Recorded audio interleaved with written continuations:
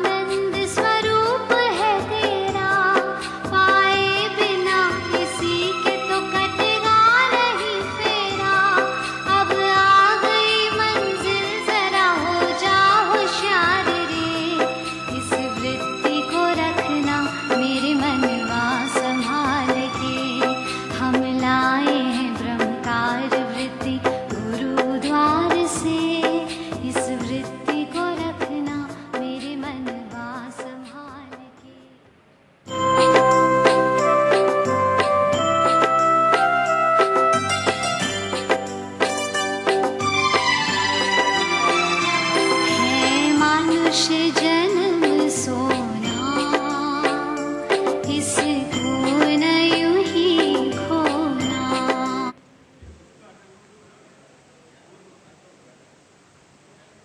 प्रसन्नचित दिखाई दे रहे हैं, ऐसा है?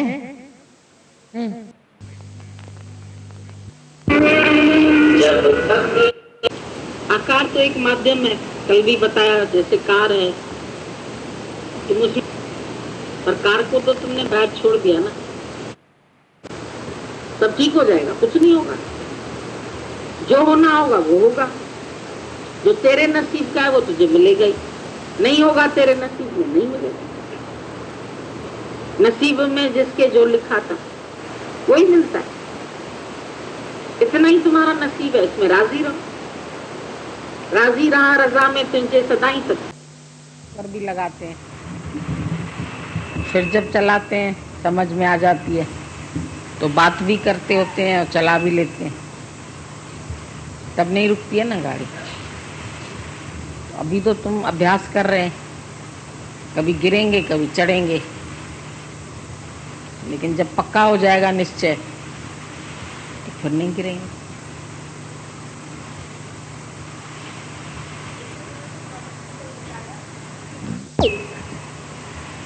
दुख बना ही नहीं है, जब जगत ही नहीं बना तो फिर दुख कैसे बना? और भेजना न भेजना वो तो बात की बात है, वो भी तुम जब अपने को जीव समझते हो तो दुखी होते हो, और दुखी होके तुम गुरु से आके बोलते हैं कि हम भगवान के रास्ते पर बढ़ते हैं तो हमको दुख मिल रहे हैं, तो रिझाने के लिए तुम्हें कह दिया जाता है कि भगवान ने दुख तुम्हें नहीं भेजा है। पर जैसे जैसे तुम्हारी अपनी आत्मनिष्ठा हो जाएगी तो तुमको खुद अंदर से ही अनुभव होगा कि दुख बने ही नहीं है। दुख तो हम अपने अपने ख्यालों से क्रिएट करते हैं। फैक्ट्री बना के रखी है हमने अंदर दुखों को क्रिएट करने की। नहीं तो निराकार भगवान भी चाहे तो तुमको दुखी नहीं कर सकता है। जब तुमने इतने स्ट्रांग बन जाते हो, स्ट्रांग विल रखते हो और कह देते हो भगवान भेजो, तुम्हारे पास क्या दुख है, कौन सा बड़ा दुख है जो तुम हमको भेजेंगे जिससे हम दुखी होंगे। तो ऐसा कोई बड़ा दुख भगवान के पास है ही नहीं। तुम है ही सुख स्वरूप। अब सुख स्वरूप होकर के सुख को ढूंढे। और भजन भी चलता है, देखो, सुख सागर में आके मत जाओ रे प्यासा प्यारे।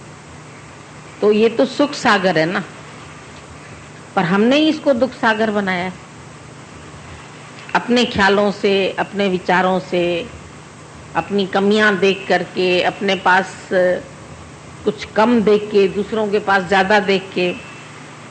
तो ये सब असल में हम लोग चल गलत रहे हैं। अपनी जो राह है वो तुमने खुद ही कांटों वाला रास्ता चुना है। तुम्हारे लिए स्मूथ रास्ता भी है, भले ही थोड़ा बड़ा है, शॉर्टकट, उसमें रास्ते में कांटे भी हैं, पगडंडियां भी है, पत्थर भी है, ऊंच नीच भी है। तो तुम लोग सब ढूंढते हैं शॉर्टकट, कि शॉर्टकट से चले जाएं। कभी सत्संग भी जाने के होते हैं ना, तो एक तो सड़क से रास्ता है, वो थोड़ा लंबा पड़ जाता है, और जो तुम उससे जाते हैं गलियों से, तो वो छोटा पड़ता है। तुम बोलते अरे गलियों गलियों से चले जाते ना पैदल, ये रहा घर, और मुड़ के ऐसे घूम के गाड़ी अगर आती है तो उसको 15-20 मिनट लग जाते। तो शॉर्टकट इज ऑलवेज डेंजरस, क्योंकि शॉर्टकट में तुम गिर सकते हैं, ठोकर खा सकते हैं, पत्थर है रास्ते में, कांटे हैं, कभी कोई गुंडा बदमाश मिल जाएगा गली में खड़ा हुआ, चेन खींच लेगा तुम्हारी, कुछ भी हो सकता है। पर शाही रास्ते पर नहीं देखा किसी ने कि शेर ने खाया उसको। शाही सवारी करो और शाही रास्ते पर चलो और शहंशाह बन के चलो, तो कोई भी दुख तुमको संताप नहीं करेगा। भगवान दुख भेजता भी नहीं है और दुख देता भी नहीं है, पर तुम्हारा मन दुखी होता है तो उसके कई कारण हैं। दादा ने बोला यू आर इग्नोरेंट, तुम अंधेरे में है तो ठोकरें खाते हैं, तुम अज्ञान में है तो तुम बार बार फिसलते हैं, बार बार चलते हैं, बार बार उठते हैं, बार बार गिरते हैं। तो ये उठना गिरना, चलना बैठना, ये सब शॉर्टकट है, मन को मोहने वाले मार्ग है। अगर गुरु की एक ही बात पर तुम निश्चय कर लो, troubles won't come if you invite them not.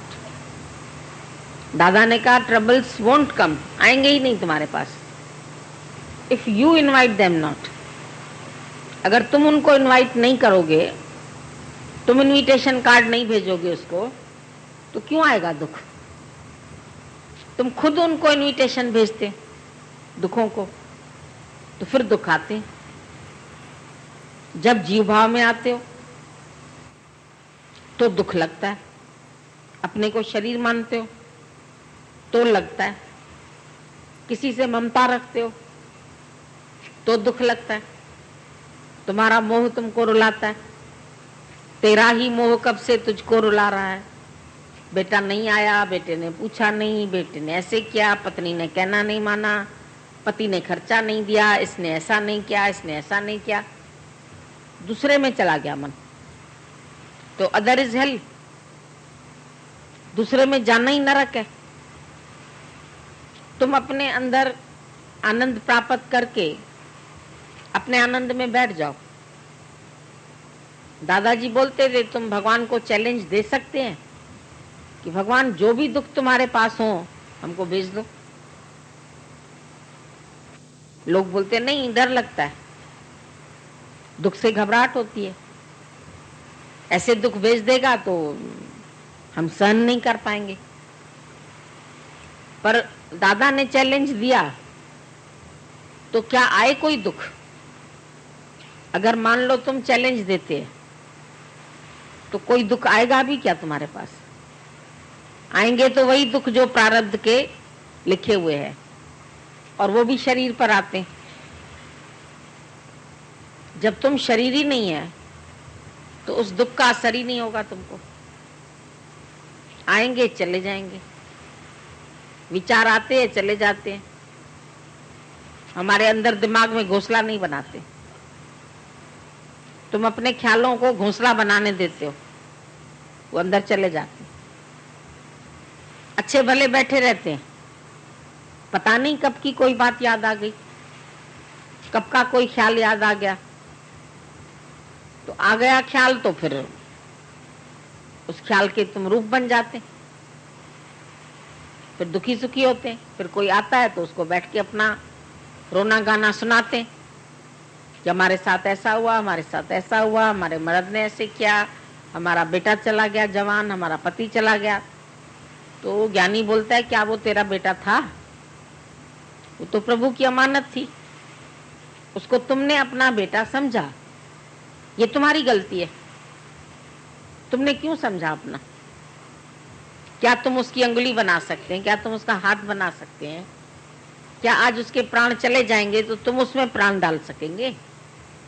अगर तुमने कल पैदा किया उसको तो आज तुम प्राण भी डाल सकते हो, क्योंकि मारे राखे को आप, अगर तुमने रखा है उसको जीवित तो फिर मारा भी तुमने। मारे राखे को आप, मनुष्य के कुछ नहीं हाथ, मनुष्य के हाथ में तो कुछ नहीं है। पर अगर तुम कहते हो भगवान ने मेरा बेटा छीन लिया, भगवान ने मेरे हाथ में थाली परोस के दी, फिर मेरी थाली छीन ली, तो थाली छीन ली, ये तुम्हारा विचार है, ये तुम्हारा ख्याल है जो तुमको आके अंदर से सताता है, तुमको आके दुखी करता है कि ये मेरी वस्तु थी। तुम्हारी तरह ज्ञानी भी इसी दुनिया में रहता है, live in the world but not of the world. दुनिया में रहते हो तो दुनिया के बन के नहीं रहो, दुनिया में रहो पर दुनिया के होके नहीं रहो। दुनिया से कोई एक चीज भी तुम साथ लाए नहीं थे और ले भी नहीं जाएंगे।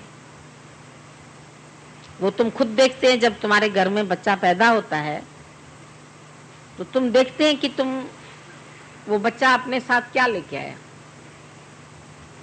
बिल्कुल नंगन आया, उसको कपड़े भी तुमने अपने सिले हुए पहना दिए, वो तो कपड़े भी नहीं पहन के आया, ऐसे ही आया खाली हाथ, और जाता है जब तब भी खाली हाथ। तब भी उसने जो कुछ कमाया, जो कुछ करा, यहीं रह गया उसका, कोई लेके नहीं गया। जितना इस धरती पर तुमको माल असबाब दिखाई देता है, धन दौलत, हीरा मोती, चांदी, सोना, वनस्पति, मोटर गाड़ी, लोहा, पीतल, स्टील, जो कुछ भी तुमको दिखाई दे रहा है वो सब इस धरती का दहेज है, सब इसी धरती से ही आता है। सोना भी इधर से ही निकलता है, मिट्टी मिली होती है सोने में। कितने मन मिट्टी में 1 तोला सोना निकलता है, उसकी मेहनत की जाती है। सोना तो पृथ्वी में फ्री से है, पर उसकी मेहनत का इतना पैसा देना पड़ता है। उसको छान के कैसे निकालते हैं, कैसे पिघला के निकालते हैं, क्या मेहनत करते हैं, ये प्रोसीजर है उनका। लेकिन है वो धरती का दहेज।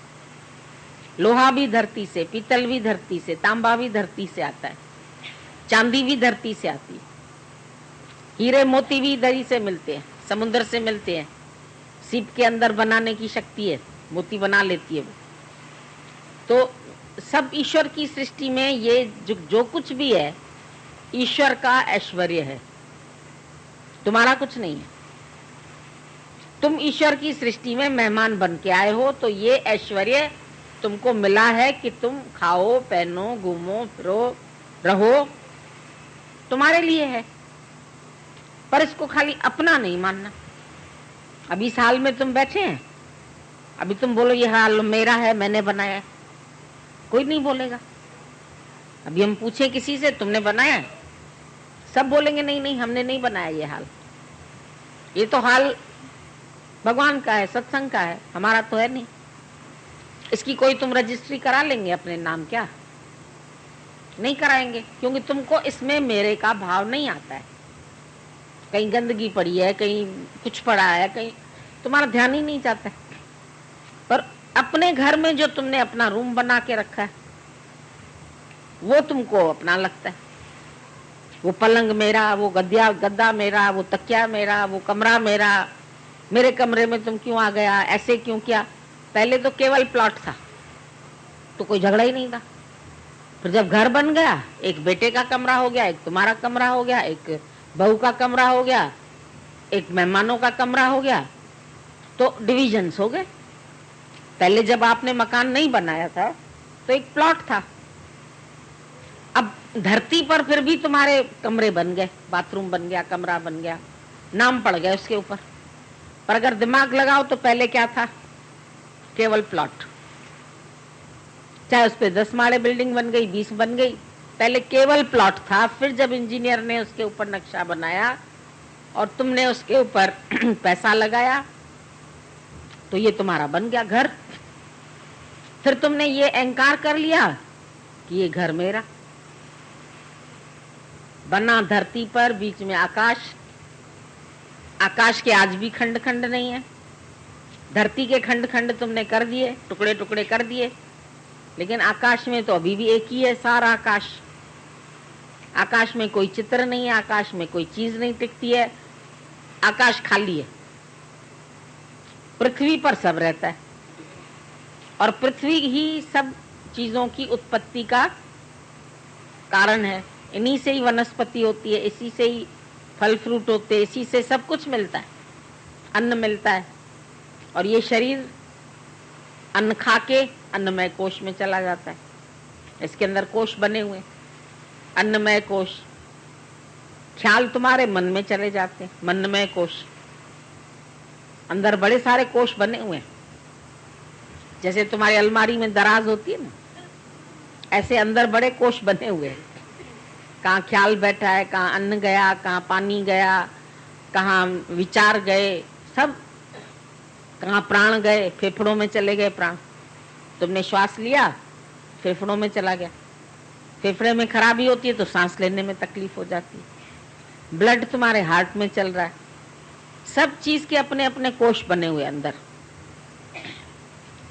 कोई चीज खराब हो जाती है तो डॉक्टर ऑपरेशन करके उसको निकाल देता है कि अगर गंदी उंगली काटेंगे नहीं तो फिर सारे शरीर को सेप्टिक हो जाएगा।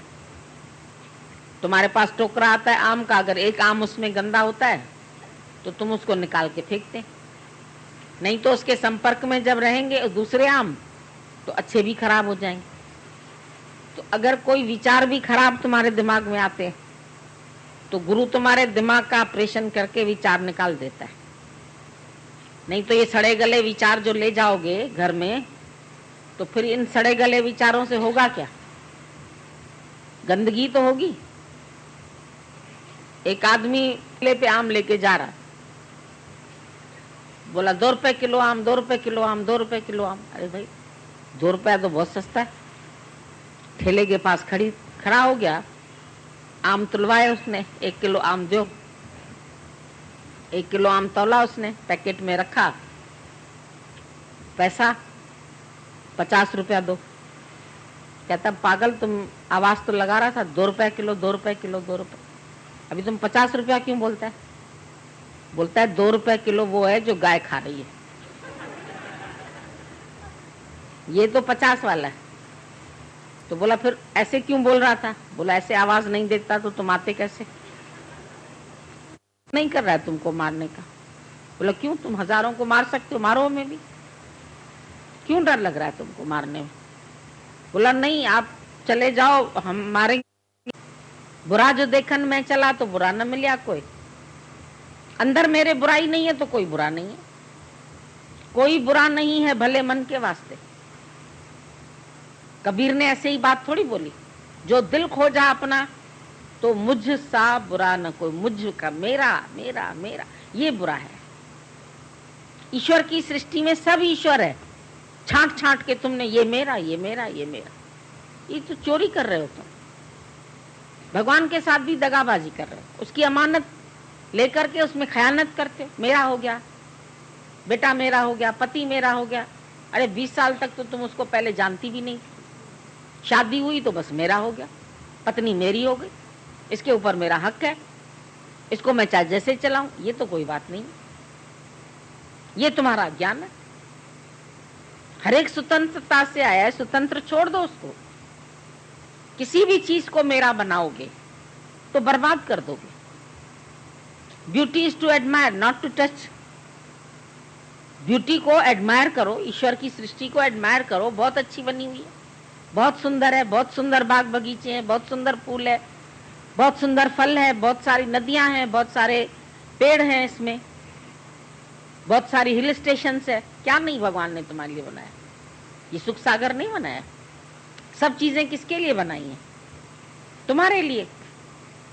जितने तत्व शरीर में उतने बाहर से है, वो बाहर से भी तुम खाते हैं तो अंदर पूर्ति होती रहती है। इंसान को बनाने से पहले भगवान ने सृष्टि को बनाया, सूरज को बनाया, चांद को बनाया, सितारों को बनाया, क्योंकि बिना उसके तुम चल ही नहीं सकते थे। अगर आज एक सूरज चला जाए दुनिया से तो सारी दुनिया मटिया मेट अंधकार में गुम हो जाएगी, सब ऑक्सीजन ही नहीं बनेगी, जिएगा कोई कैसे? एकदम प्रलय हो जाएगी। तो पहले सुख सुविधा का सामान बनाया ना। तुम एक बेटे की शादी कराते हो जी, कमरा बनवा रहे, बहू आने वाली है उसके लिए नया कमरा बनवा रहे, छत पे एक कमरा जोड़ रहे। भैया एक बहू आने वाली है उसके लिए तुम पहले से कमरा बनवा रहे हो। भगवान ने तुमको सृष्टि में बुलाया तो उसने तुम्हारे लिए कुछ नहीं बनाया। तुम बड़े समझदार हो जो बना लेते हो, और भगवान बेवकूफ है, उसने तुम्हारे लिए कुछ नहीं बनाया। ये सब तेरे लिए भगवान ने कैसी रची बहार है, ये सब बहारें तुम्हारे लिए रची है। तुम मौज लो, मस्ती लो, पर फूल तोड़ना नहीं। एक तख्ती लगी रहती है बगीचे में, फूल मत तोड़ो। जहां तुम तोड़ने को आगे बढ़ते पीछे से माली डंडा लगाएगा, रुक जाओ, कहां जाते हो? तोड़ना नहीं है। अब तोड़ोगे तो 2 मिनट में तुम्हारे हाथ में ही मुरझा जाएगा या झड़ जाएगा। बस आदत है किसी भी चीज को उखाड़ने की। क्यों उखाड़ रहे? जो चीज जहां है वहीं रहने दो। मेरी मत बनाओ। मेरी बनाओगे तो प्रकृति का डंडा लगेगा तुमको, माली का। क्यों मेरा फूल बना रहे? जहां खिला है वहां सुंदर लग रहा है, बगीचे की शोभा है, क्यों तोड़ रहे हो उसको? यहां से हम लोग जा रहे थे एक बार भीमताल से ऊपर, कोई मंदिर था पता नहीं कहाँ, सब रास्ते में खूब सेब के इसके उसके बगीचे लगे हुए थे, और पेड़ पर लगे लगे वो खूब सुंदर दिख रहे थे, कोई लाल कोई ऐसे। अब ये लोग बोले यहाँ तो सुनसान है, रोको गाड़ी, तो 4-8 फल तोड़ लेते हैं इधर से। और जैसे ही गाड़ी रुकी और ये लोग आगे बढ़े उनको तोड़ने के लिए, पता नहीं कहाँ से लोग निकल के आ गए, दिख नहीं रहे थे कोई। तो भगवान भी नहीं दिखता है, निराकार है, छिपा रहता है, पर जहां तुम मेरा बनाएगा वहां निकल आएगा। तुमको पता नहीं चलता है कि वो छिपा हुआ सब देख रहा है। ॾिसण वारो लख अखियुनि सां तोखे सदोरा ॾिसंदो आहे। ॼाणण वारो सब थो ॼाणे, जानने वाला सब जानता है, मुंह सां कुछ ना चवंदो आहे। अंदर तुम्हारे चित्रगुप्त, चित्रगुप्त जब लेखा मांगे क्या मुंह तू दिखलाएगा? कितने कर्म करते हो दिन भर?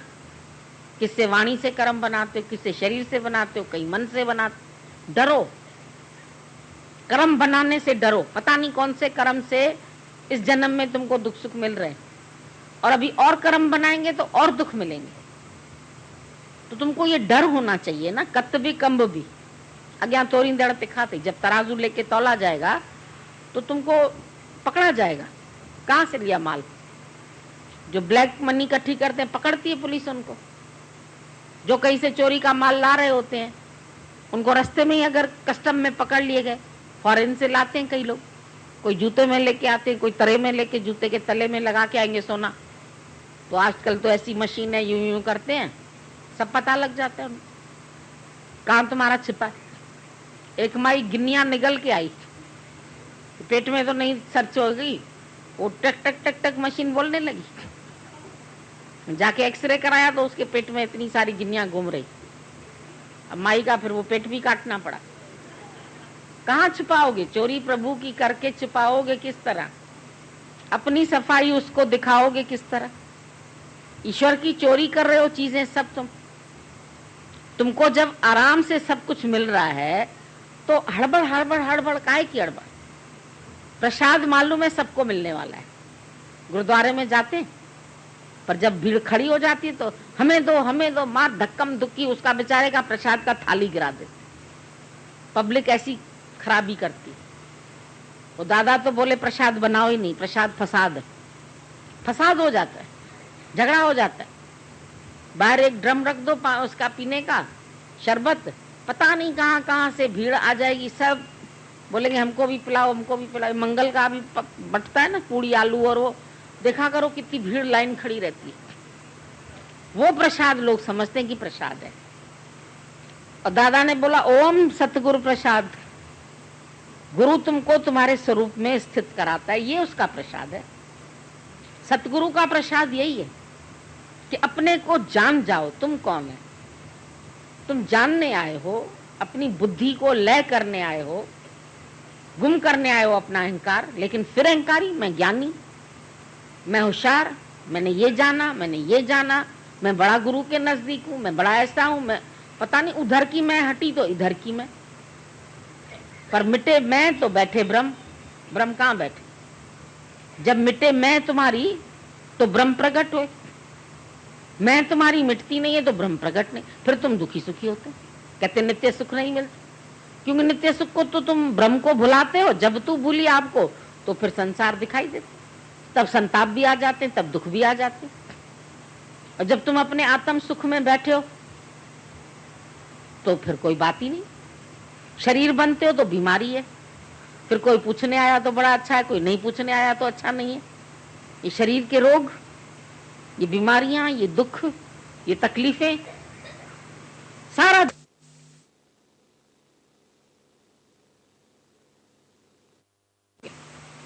ये ज्ञान। माली को भी संशय आता था, भाई क्या सुना रहा है, क्यों आती है इधर लेडीज? तो उसने भी छुप के आखिर सुना तो दिखा रहे तो बहुत अच्छी की बातें बता रहा है, ज्ञान बता रहा है। भ्रम हट गया ना। अगर कोई विचार आता है पूछ लो गुरु से, कर्म का कोई मरम होगा। तुम क्यों कर्म देख के उसके बात में चले जाते हैं? हर बात के पीछे कोई ना कोई मरम है, कोई ना कोई मरम है। इसलिए गुरु के लिए तो कभी कोई भाव रखो ही नहीं। पर अगर संसार में भी किसी को देख रहे हो तो उसकी गत मत वो जाने, जो करनगे सो भरनगे। तू क्यों भयो उदास? कबीर तेरी कोठरी गलकटियन के पास, गला काट रहे हैं सभी एक दूसरे का। पर फिर बेचारे ने अपने ही को समझा दिया, जो करनगे सो भरनगे। छोड़ दो सबको, तू क्यों भयो उदास? फिर तुम्हारा मन करता है अच्छा समझा तो दें कि तुम गलत कर रहे हो, आखिर मेरा बेटा है, आखिर मेरी। कोई नहीं समझेगा, न बेटा न बेटी न पति न अड़ोसी न पड़ोसी, कोई नहीं समझेगा। अगर श्रद्धा रखेगा तो समझ पाएगा, वरना तो कोई नहीं समझे। क्यों? उनका भाव है ये मेरी माँ है। माँ का भाव निकलेगा ही नहीं उसके अंदर से। इसीलिए दादाजी भी कहते थे अपने से अपने वाले को ज्ञान नहीं लगता है कभी कभी। क्यों? क्योंकि तुम्हारी उसमें अपने वाली भावना पड़ी रहती। सुखदेव मुनि जो थे उनको वेद व्यास था बाप, जिसने वेद लिखे। तो उसने देखा इसके अंदर में ज्ञान तो है पर थोड़ा अहंकार भी है, तो इसको गुरु की भी आवश्यकता है। पैदाइशी वो विरक्त था, 2 लंगोटी में रहता था, वस्त्र भी नहीं ज्यादा पहनता था। इतना छुटा छुटाया भी विरक्त होने का भी अहंकार आ जाता है। भाई ये तो ग्रस्त में है, हम बड़े विरक्त हैं, हम तो बड़े निरीक्षा हैं, हम तो सादगी में रहते हैं। तो अंदर के अहंकार ने देख लिया बोला बेटा तुम्हें गुरु की आवश्यकता है, तुम गुरु करो। बोला तो गुरु मैं कहाँ से ढूंढूं, मुझे तो नहीं मालूम, आप ही इतने बड़े वेदों के रचयिता हो, वेद व्यास, तो आप मेरे को दे दो ज्ञान, मैं सुन लूंगा आपसे। बोला नहीं, मैं नहीं दूंगा ज्ञान। क्यों? बोला नहीं, तुम्हारे अंदर से पिता का भाव खत्म नहीं होगा। बार बार कहोगे पिता तो फैमिलियरिटी में आ जाओगे, उस अधिकार से फिर चलने लगोगे। इसलिए तुझे ज्ञान लेने के लिए जनक के पास जाना है। राजा जनक से शुकदेव ने ज्ञान लिया। अंदर में उसको ख्याल आया बाप मेरा भेज भी रहा है तो कहां भेज रहा है? गृहस्थी के पास। ये सन्यासी, अभी गृहस्थी का गुरु फिर सन्यासी बन जाए तो भी कोई बात बनती, पर मैं विरक्त एकदम, और वो इतना राजाई ठाट बाट वाला, उसके पास इतने सब सुख है, वो मेरा कैसे गुरु बनेगा? अंदर आया ख्याल, लेकिन बाप ने कहा तो चलो चले जाते। जब वहां गया, अब जनक तो पूर्ण थे ही थे, कैसे माया रहते थे, माया में रहते हुए भी वो अंदर से उसकी बात को भांप गए, इसके अंदर में ये संशय चल रहा है। बैठा, बोला मेरे को आपसे ज्ञान लेना है। बोला बेटा ज्ञान तो दे दूंगा, लेकिन पहले एक काम कर लो मेरा। बोले क्या काम करें? उसको एक तेल का कटोरा भर के दे दिया और पूरा लबालब। बोला ऐसा करो, पहले मेरी नगरी घूम आओ और ये तेल का कटोरा साथ ले जाओ, बस इतना समझ लो इसमें से एक बूंद भी गिरे नहीं। जाओ मेरी पूरी इसकी नगरी की सैर करके, और जहां पर भी तुम्हारा एक बूंद गिरेगी, मेरे ये 2 सिपाही तेरे साथ चल रहे, इनके हाथ में है तलवार, और ये उसी वक्त तेरी गर्दन काट देंगे। अब तेल का कटोरा लबालब वैसे ही फिसलना नहीं, कितना मुश्किल होगा उसके लिए। आप सोच के देखो, आप किचन से वहां तक दूध ले जाते हो तो भी नीचे प्लेट रखते हो या ट्रे रखते हो, कहीं गिर न जाए, कहीं छलक न जाए। और अगर दिमाग में ये भाव है कि न छलके, तो कितना ध्यान लगाया होगा उसने उस टाइम, कि सारे का सारा ध्यान उसका कि एक बूंद भी गिरनी नहीं। और ये तलवारें लगी पड़ी है साथ में, तो गर्दन कट जाएगी, मर जाएंगे।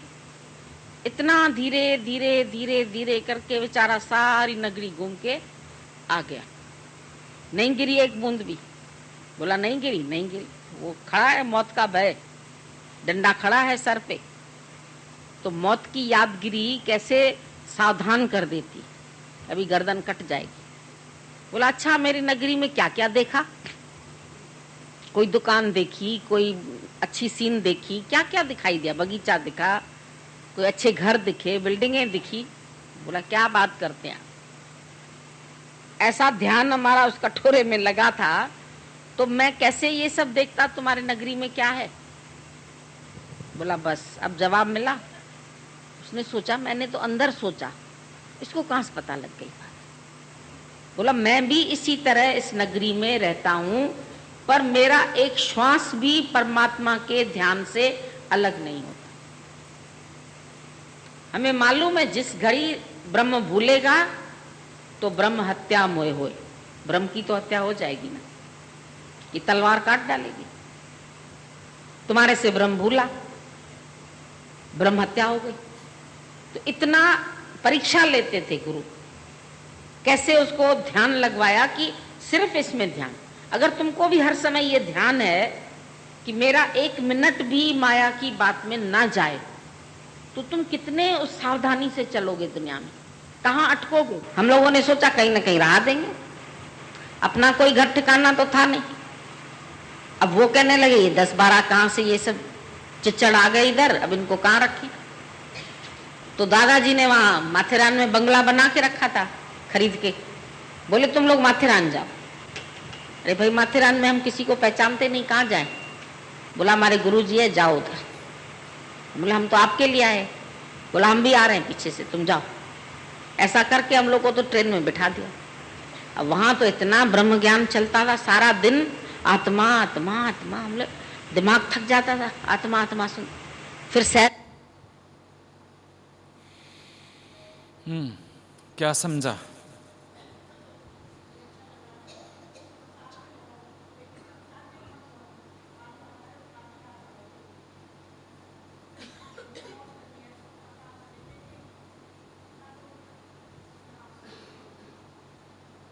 और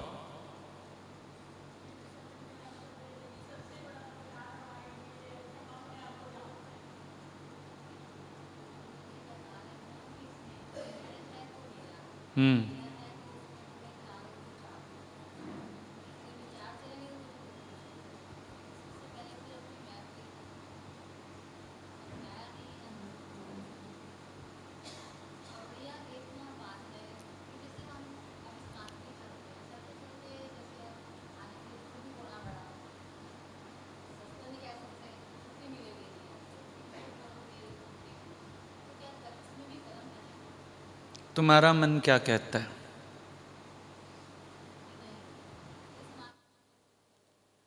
इस मार्ग पे चलते हुए तो कर्म नहीं बनता है। वैसे संसार में आप लोग कितने सच्चे होके आए हो, जो यहाँ आके बड़ी जल्दी संशय में आता है मन। दुनिया में कम सच झूठ तो नहीं करके आए हो, और अगर यहाँ के लिए थोड़ा सा कर भी लिया तो इतना ज़्यादा विचार करने की क्या बात है। ईश्वर के लिए करने में हम हलचल में आते हैं, और वैसे संसार में क्या नहीं कर रहे हैं। संसार में इतने साल आप लोग रह के आए, इतनी घर गृहस्थी बना के आए, क्या वहाँ 100% प्योरिटी से सब चल रहा था? वहाँ भी नहीं चल रहा था। ईश्वर के लिए तो बल्कि अगर थोड़ा सा हो भी जाएगा तो ईश्वर माफ़ी देगा, क्योंकि ईश्वर की तरफ भाग रहे हो, कोई अपने स्वार्थ के लिए नहीं कुछ कर रहे हो। दुनिया में तो जो किया अपनी सुख बुद्धि से, अपने स्वार्थ से, अपने मोटिव्स थे, पर यहाँ तो कम से कम कोई सांसारिक मोटिव तो नहीं है किसी के अंदर। इतना ही भाव है कि हम सत्य की राह पर बढ़ जाएं आगे, अपना उद्धार कर लें, अपनी जीवन बना लें। वैसे भी कर्म मायना नहीं रखता है, कर्म का मोटिव मायना रखता है। आपका मोटिव क्या है? कर्म तो बाहर से कोई बहुत अच्छा भी कर सकता है, लेकिन अगर उसके मन के भाव खराब हैं, उसके विचार गलत हैं, तो क्या वो सही कर पाएगा? दिखावा ही तो होगा। कर्म का दिखावा तो बाहर से कई लोग कर लेते हैं। अब हिरन को मारना होता है, शिकारी ऐसे झुक के बैठता है जैसे किसको प्रणाम कर रहा है। ग्रंथ साहब में आया है, अपराधी ढूंढाने में जो हिरनता मृगाए, शीश निवाए क्या हुआ जो हृदय को शुद्धि ना जाए। कि अपराधी जो है ढूंढाने में दोहराने होता है, जो हिरनता मृगाए, जैसे मृग को मारने वाला शिकारी। पर शीश निवाए क्या हुआ जो हृदय को शुद्धि ना जाए। अगर हृदय के भाव खराब रहे, बाहर से सिर झुकाने से भी क्या हो जाएगा, बाहर से झुकने से भी क्या हो जाएगा। तो जब कर्म का मोटिव ठीक नहीं है, कर्म शोभनीय भी होगा तो भी पाप है। और अगर किसी का कर्म मान लो शोभनीय नहीं है, जैसे एक डॉक्टर है, उसके हाथ में तो छुरी है ऑपरेशन करने के समय, कर्म तो अच्छा नहीं है, किसी को कट लगा रहा है बॉडी में, बेहोश कर रखा है, बेहोश करके काट दिया अगले को। कर्म तो देखने में तो अच्छा नहीं है, लेकिन कर्म तो बहुत अच्छा है। उसके भाव हैं अगला रोग से छूट जाए, बीमारी से छूट जाए। अच्छा है इंटेंशन के नहीं है। तो कर्म नहीं जीतेगा, कर्म का भाव जीतेगा। मोटिव क्या है? What's the motive of your Karma? That's important. आपके कर्म का मोटिव कौन सा है? अभी एक बात आती है कि एक फैक्ट्री में एक आदमी का हाथ कट गया। उसका जो ओनर है वो हर महीने तनख्वाह पहुंचाने आता था। जा भी नहीं रहा वो काम पे और तनख्वाह आ रही है। सब लोग सेठ को बड़ा दयालु मानते थे। थोड़े दिन में पता चला सेठ की नज़र उसकी जवान बेटी पर थी। अभी कर्म तो बहुत अच्छा था, लेकिन मोटिव इतना गंदा था, तो क्या हम मानेंगे उसका कर्म अच्छा था? मोटिव कितना बेकार सा है और कर्म कितना सुंदर है बाहर से। संसार में बहुत लोग मिलेंगे आपको जिनके बाहर से कर्म अच्छे होंगे, और शायद सत्कर्मी होने का लोग अर्थ भी यही मानते हैं। कई लोग ऐसा मान के भी चलते हैं, सत्कर्मी होना माना बाहर से अच्छे अच्छे कर्म करना, सत्कर्म करना, वो ये मानते हैं। और सत्संग सुनने के बाद कई बार आप लोग भी इसी चीज़ पे एम्फेसिस करते हो कि हम अपने बाहरी कर्म सुधार लें। लेकिन आप एक बात सोचो, जब एक चीज़ अंदर से बिगड़ी हुई है, बाहर से कितना मर्जी सुधार लो, आखिर तो अंदर की मैल बाहर आएगी। एक फल है, सब्जी है, अंदर से खराब हो गया, बाहर की स्किन पे आखिर तो इफ़ेक्ट आएगा ही आएगा, खराब तो होएगी। पर कभी कोई चीज़ अंदर से अच्छी है, बाहर से स्किन दागी भी दिखती है, कभी गली हुई भी लगती है, खोल के देखते हैं तो अंदर वाला ठीक होता है। कभी केला देखो ना घर में, लगता है दागी है, कभी लगता है कि गल गया है, लेकिन जब छील के देखते हैं खाने लायक होता है। तो क्या इम्पोर्टेंट हुआ? बाहर की खाल को सजाना इम्पोर्टेंट है, बाहर के कर्म को सजाना इम्पोर्टेंट है, या अंदर के भावों को ठीक करना इम्पोर्टेंट है? अब ये आप सोच के देखो, दीमक लग गई एक दरवाजे को, बाहर से दरवाज़ा दमक रहा है, लेकिन एक धक्का लगाओ चूर चूर हो जाता है। तो बाहर से ना दमक रहा हो, एटलीस्ट स्ट्रांग तो हो, एटलीस्ट मजबूती तो हो चीज़ के अंदर, हमको वो ज़्यादा इम्पोर्टेंट होगी बात। ऐसे ही हमारा जो इनबिल्ट कैरेक्टर है, ध्यान हमको उस पे देना चाहिए। बाहर से कर्म क्या है क्या नहीं है, वो एक समय की भी मांग हो जाती है। आज एक माँ बच्चे को ज़बरदस्ती इंजेक्शन लगवा के लाती है, रोता है, बुखार हो जाता है, पर आपको पता है लगवाने पड़ेंगे ये इंजेक्शन्स। आपको पता है मैं भला कर रहा हूँ, बच्चे को पता है मेरे साथ बुराई हो रही है। जब बच्चा स्कूल जाने लगता है तो नहीं जाना चाहता माँ को छोड़ के, माँ उसको ज़बरदस्ती स्कूल में छोड़ के टीचर को हाथ पकड़ा के भागाती है, बिलखता हुआ छोड़ के। बच्चे को तो लगेगा कर्म बहुत खराब है माँ का, उस समय तो उसके दिल में यही आता है ना, माँ का कर्म खराब है, लेकिन माँ का इंटेंशन तो बहुत अच्छा है। तो इम्पोर्टेंस किस चीज़ की है, ये हम विचारते हुए चलें, ये हम समझते हुए चलें। इम्पोर्टेंस किस चीज़ की है? हमें अपने इंटेंशंस को ठीक करना चाहिए। बाहरी कर्म तो अपने आप ठीक हो जाएंगे। आज एक सही व्यक्ति है, गलत तो उससे होगा ही नहीं। But if A wrong man uses the right means work in the wrong way. अभी आपको हारमोनियम बजाना नहीं आता है, हम आपको बहुत बढ़िया हारमोनियम मंगा के दें, 20,000 वाला, 50,000 वाला, आप उसमें से कौन सा स्वर निकाल पाओगे? आप बजाओगे तो सब बोलेंगे बाबा सिर दर्द होता है, चुप कर, ना बजा। आपको नॉलेज नहीं है एक चीज़ की। जैसे घर में लड़कों को, जेंट्स को देखा होगा, नॉलेज नहीं है, टीवी खोल दिया, फ्रिज खोल दिया, अब संभलने में नहीं आता वो। कई बार तो इतना खराब हो जाता है कि मैकेनिक भी आके बोलता है सॉरी ये नहीं ठीक हो सकता, आपने इसको छेड़ा क्यों। तो जब आदमी गलत था, मीन्स तो राइट थे, प्लास पेचकस जो जो चीज़ें थी सारी ठीक इस्तेमाल की, पर चीज़ तो और बिगाड़ दी। रॉन्ग मैन था क्योंकि आदमी गलत था। अभी ढोलक पड़ी है, सबको लगता है ऐसे ऐसे आती तो मारने है, मारो, बजेगी नहीं, सबसे नहीं बजेगी। रॉन्ग मैन है। ढोलक ठीक है, और कई बार होता है जिसको बजाने नहीं आती है ना, वो हाथ मार के दो, ढोलक ठीक नहीं है, ये इनकी ना ढोलक ठीक नहीं है। कोई बजाने वाला होता है, कहता है इधर लाओ।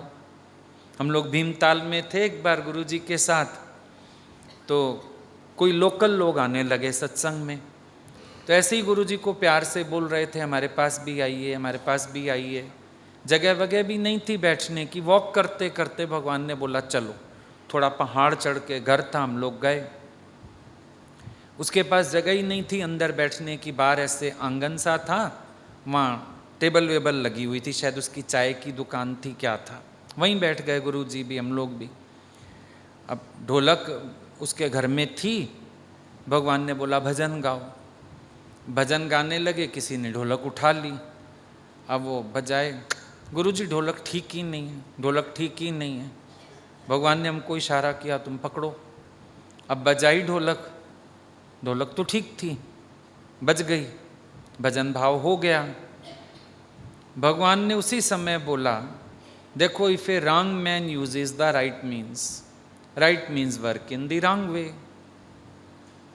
अब किसी को खाना बनाना ही नहीं आता, रसोई में सामान तो सारा ही पड़ा है, क्या होगा।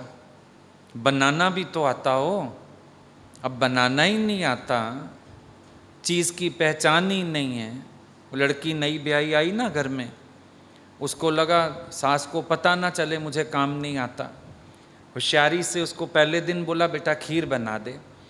कहती है सबके अपना अपना स्टाइल होता है मम्मी जी, अगर आप बता दोगे आपके घर के हिसाब से बन जाएगा। उसको लगा सास को बुद्धू बना के दे, आती सी तो है, मेरी वाह वाह हो जाएगी।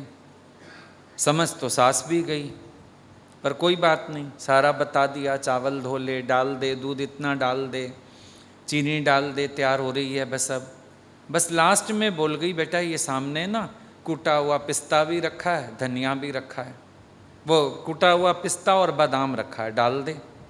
अब उसको ये पता था पिस्ता हरा, बादाम ब्राउन। देखा एक डिब्बी थी अमचूर की, एक डिब्बी थी धनिए की, दोनों डाल दिए, बनी बनाई खीर हो गई खत्म। तो इसी को कहते हैं if A wrong man uses the right means work in the wrong way. अब रसोई वही है, सामान सारा वहीं पड़ा है, लेकिन पहचान नहीं है तो गड़बड़ हो गई। बादाम की जगह अमचूर डल गया, अब खटास खीर में डलेगी, हाल क्या होगा, खराबी होगी ना, गड़बड़ी होगी। तो इम्पॉर्टेंट क्या होता है, व्यक्ति राइट होना चाहिए। अच्छा घर की एक माँ को देख लो, कई बार वक्त बे वक्त मेहमान आ जाए, वो पड़ी हुई चीज़ों से भी कुछ ना कुछ बना देती है। मेहमान को रोटी खिला देगी अच्छी, किसी भी तरह करके कुछ ना कुछ जुगाड़ करके रोटी खिला लेगी, क्योंकि वो राइट है। थोड़ी सब्जी पड़ी है, बढ़ानी माँ से सीखो, कैसे बढ़ानी है। नमक ज़्यादा पड़ गया, कैसे ठीक करना है। कोई भी चीज़ हो, आता है ना आर्ट। जब राइट मैन है तो वो मीन्स ना भी प्रॉपर हो तो भी वो राइट कर लेता है, उनको चीज़ को बना लेता है, बढ़िया बना देगा। उल्टा ज़्यादा अच्छा स्वाद आता है, ज़्यादा अच्छा मज़ा आता है खाने का, लगता है बढ़िया हो गया। तो इम्पोर्टेंट क्या हुआ, अंदर की नॉलेज इम्पोर्टेंट है, अंदर की सोच इम्पोर्टेंट है। कुछ चीज़ें आपके ब्लड में होती हैं, आपको ऑफर भी करता है कोई, आप कहते हो मैं ये नहीं कर सकता हूँ, मेरे से नहीं होगा। अब एक आदमी ने, अच्छा सत्पुरुष है, उसको 5 लाख रुपए दो, भाई जा तू खून करा किसी का, वो कहेगा सॉरी मैं नहीं कर सकता। और कोई है ही बदमाश प्रकृति का, 500 रुपये में भी करके आएगा। अंदर की नॉलेज, अंदर की भावना, अंदर के इंटेंशंस, ये इम्पोर्टेंट हो जाते हैं ना। जो देखने वाली चीज़ है वो ये है। कोई कोई काम आप कर ही नहीं सकते। अब कोई सामने से गलत बोल रहा है, उल्टा बोल रहा है, आप कल्पना करके भी कोशिश करो ना कि वो ऐसे बोलेगा, हम भी ऐसे बोलेंगे, फिर लगता है नहीं शायद हम नहीं बोल पाएंगे, हमसे नहीं बोला जाएगा, हम उसके जितनी गंदगी तक नहीं उतर पाएंगे, हमको ना किनारा कर लेना चाहिए, हम सामना ही ना करें। वो अंदर इनबिल्ट होती हैं कुछ चीज़ें। भले 1 मिनट को आ भी जाए जोश, हाँ हाँ कोई बोलेगा तो सुनेगा, लेकिन फिर अंदर लगता है शायद नहीं हमसे नहीं होगा, हम झिझक जाएंगे, हमारा स्वभाव ही नहीं है ऐसा करना, हम बोल ही नहीं पाएंगे ऐसा। कुछ चीज़ें इनबिल्ट होती हैं। कभी कोई आपके ऊपर इल्ज़ाम ही लगा दे, आप कहते हो नहीं मैं तो ऐसा हूँ ही नहीं, मेरे से तो ऐसा कर्म सपने में नहीं हो सकता, आप क्या बात कर रहे हो करने की। तो अंदर का कॉन्शियस, आपका जो कॉन्शियस है वो आपको क्या अलाउ करता है, आपका कॉन्शियस आपको किस दिशा में ले जाता है, आपका कॉन्शियस आपको कैसी गाइडेंस देता है, ये सब चीज़ें बहुत इम्पॉर्टेंट हैं। इसीलिए जब आप सत्संग में आते हो, हम लोग आपको बोलते हैं बाहर के कर्मों को तो ठीक करना ही है, चलो वो भी शोभनीय होने चाहिए, लेकिन अंदर की शुद्धि ज़रूरी है। गीता में भगवान ने लिखा भीतर बाहर की शुद्धि, बाहर की शुद्धि नहीं बोली खाली, भीतर बाहर की शुद्धि। कर्म और कर्म का मरम दोनों ठीक होने चाहिए। अपनी तरफ से कर्म कर्म का मरम दोनों ठीक होने चाहिए। जैसे एक डॉक्टर का मिसाल अभी चला, भाव अच्छा है, शुद्धि है अंदर भाव की, पर कर्म की शुद्धि क्या चाहिए, ऑपरेशन भी सावधानी से करे, करुणा वाले हृदय से करे, प्रेम से करे। ये नहीं कि 2 इंच फालतू कट मार दिया, कोई बात नहीं मैं बेध्याना था, अंदर पेशेंट के कैंची छोड़ दी, ये चीज़ें भी नहीं होनी चाहिए ना। कर्म की शोभा भी ज़रूरी है, भाव भी ठीक होना बहुत ज़रूरी है। भगवान कृष्ण देखने में आया लोगों को, आधी रात को गोपियों को बुलाया, रास करते हैं स्त्रियों के साथ, लेकिन भगवान कृष्ण से जब पूछा जाता है वो कहते हैं मैंने कभी स्त्री का मुंह नहीं देखा है। भाव कितना शुद्ध है, और कर्म में भी शुद्धि रही वहाँ पर। कैसे शुद्धि रही, हर गोपी के साथ एक कृष्ण हैं, और जो रास है वो एकत्व ब्रह्म जीव की एकता की तरफ जा रहा है। और जहाँ अपना अहंकार पैदा हुआ गोपियों को, भगवान बीच में से अंतर्ध्यान हो गए। आप ये सोचो, जो खुद देह अभिमान में नहीं होगा, किसी के अभिमान से वही तो सावधान हो सकता है। देह अभिमानी पहले तो किसी का देह अभिमान पहचान नहीं पाएगा, पहचान भी लेगा तो बोलेगा कोई बात नहीं। लेकिन भगवान इतने तो सावधान हैं, इतने तो जागृत हैं, इतने अवेयर हैं, इतने कॉन्शियस हैं कि ज्यों गोपियों के अंदर मैं की मैल आती है, भगवान वहाँ से अंतर ध्यान हो जाते हैं, वहाँ से हट जाते हैं। उनको वहाँ पर 1 मिनट भी रुकना गवारा नहीं है अब। इसका मतलब वो खुद देह की भावना में नहीं है, स्त्री पुरुष की भावना में नहीं है। बाहर से जो नृत्य देखने में आ रहा है, ये भी लोगों ने कहा नृत्य हुआ, ज़रूरी नहीं कि नृत्य ही हो रहा हो। जैसे अभी हम सब बैठे हैं, अब कौन गुरु को अपने साथ फील नहीं कर रहा है। अच्छा ये बात तो मेरे मन में थी, आज तो मेरा आंसर आया, आज तो ऐसा हुआ। भगवान ने उस रास के माध्यम से भी उन लोगों को अंदर आत्म जागरण दिया। बात ये थी, देखने में कर्म कुछ भी आ रहा है, बहुत फर्क होता है चीज़ों का जब अंदर के मोटिव्स क्लियर नहीं होते हैं। संसार में बहुत सारे लोगों को आप देखोगे, उनके जो मोटिव्स हैं वही क्लियर नहीं है। उनको पता ही नहीं है कर्म का मर्म क्या है, हम क्या करने जा रहे हैं, हम क्यों करने जा रहे हैं, मालूम ही नहीं है। सिर्फ एक अंधी दौड़ चल रही है, करना है, सारे कर रहे हैं, जो सब कर रहे हैं हम भी वही कर रहे हैं। इंटेंशंस को कोई जज ही नहीं करना चाहता। दूसरों की जजमेंट आसान है, पर अगर सेल्फ जजमेंट ना हो लाइफ में तो आप उन्नत नहीं हो सकते हो। सेल्फ जजमेंट चाहिए होती है, सेल्फ एनालिसिस चाहिए होता है, तभी हम अपने आप को अंदर से प्योर कर पाते हैं, तभी हम अपने को अंदर से ठीक कर पाते हैं। बहुत बार हम होशियारी करते हैं और शो हम ये करते हैं हम इनोसेंट हैं। अब आपको अपने अंदर की शुद्धि अशुद्धि तो पता है, सबको पता होता है कि हम बोल क्या रहे हैं, हम कर क्या रहे हैं, हम दिखा क्या रहे हैं, एक्चुअली हमारी भावना कैसी है। हर एक व्यक्ति अपने को बहुत अच्छी तरह से जानता है। अब ये भी कर्म में अशुद्धि हो गई। जैसे किसी को आपने देख के इग्नोर किया, जब वो सामने आया, अरे आप भी आए हैं, अच्छा मैंने तो देखा ही नहीं, हाय मैं देखता तो पहले आपको ही मिलता है। तो ये भी भाव की अशुद्धि। अब भले गले मिले, हाथ जोड़ने लगे, पैर छूने लगे, प्यार करने लगे, चेयर ऑफर करने लगे, कोल्ड ड्रिंक ऑफर करने लगे, पर आपको अंदर तो पता है आपका इंटेंशन कैसा था, आपने देख के इग्नोर किया था। तेरी कर्म कहानी तेरी आत्मा ही जाने, परमात्मा ही जाने।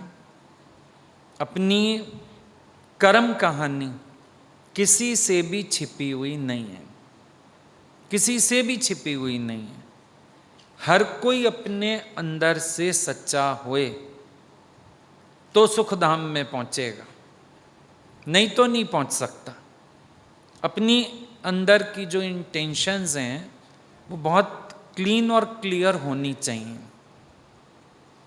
दूसरों को बताने के लिए चीज़ों को मत इकट्ठा करो, प्रूफ मत इकट्ठे करो। अपने अंदर वाले को पता होना चाहिए कि मैं राइट जा रहा हूँ। मोस्ट ऑफ द टाइम हम ये सोचते हैं किसी को मेरा कर्म पता चल गया तो मैं क्या बताऊंगा, किसी तक मेरी बात पहुंच गई तो मुझे क्या बताना है। मोस्ट ऑफ द टाइम हम अपने अंदर ऐसा ही विचार करते हैं कि दूसरों को हम बता देंगे बात, ये रीज़न दे देंगे, वो सेटिस्फाई हो जाएगा। सेटिस्फेक्शन अपना चाहिए। सामने वाले के सेटिस्फेक्शन को क्या करोगे, सेटिस्फेक्शन तो अपना चाहिए। आपका कर्म सही है, आपका भाव सही है, आपका पीस ऑफ माइंड उस पॉइंट पर है। अगर इन दोनों में से एक भी बिगड़ा होगा, आपका पीस ऑफ माइंड डिस्टर्ब होगा ही होगा। आप ये नहीं कह सकते कि मेरा पीस ऑफ माइंड डिस्टर्ब नहीं है। आपका पीस ऑफ माइंड डिस्टर्ब होगा अगर बाहर भीतर की शुद्धि नहीं होगी। अंदर से भी क्लैरिटी हो, बाहर से भी क्लैरिटी हो। एक ने बोला, गुरुजी बाहर से दुनिया में रहते हैं और जुड़ के चलना पड़ता है, करना पड़ता है, अंदर से ना हम बहुत छूटे हुए हैं। भगवान ने उससे एक मिसाल दिया कि पत्ती जब अंदर से रस लेना छोड़ती है, बाहर से भी अलग हो जाती है। बाहर से भी हम तब तक अटके हैं जगत में जब तक हम अंदर से रस ले रहे हैं। हमारे जुड़न का मेन पर्पस क्या हुआ, मेन कारण क्या हुआ कि हम अंदर से अभी रस ले रहे हैं। अब क्लैरिटी हम दे रहे हैं, बहुत अच्छी, कि मैं अंदर से छूटा हुआ हूँ, बाहर से मेरे को निभा करना पड़ रहा है। लेकिन जो अंदर से छूटता है धीरे धीरे धीरे धीरे बाहर से भी छूट जाता है। और नहीं तो उसके कर्म से ही समझ में आता है कि ये अंदर से निर्लेप नारायण है, बाहर से बस एक पार्ट प्ले कर रहा है।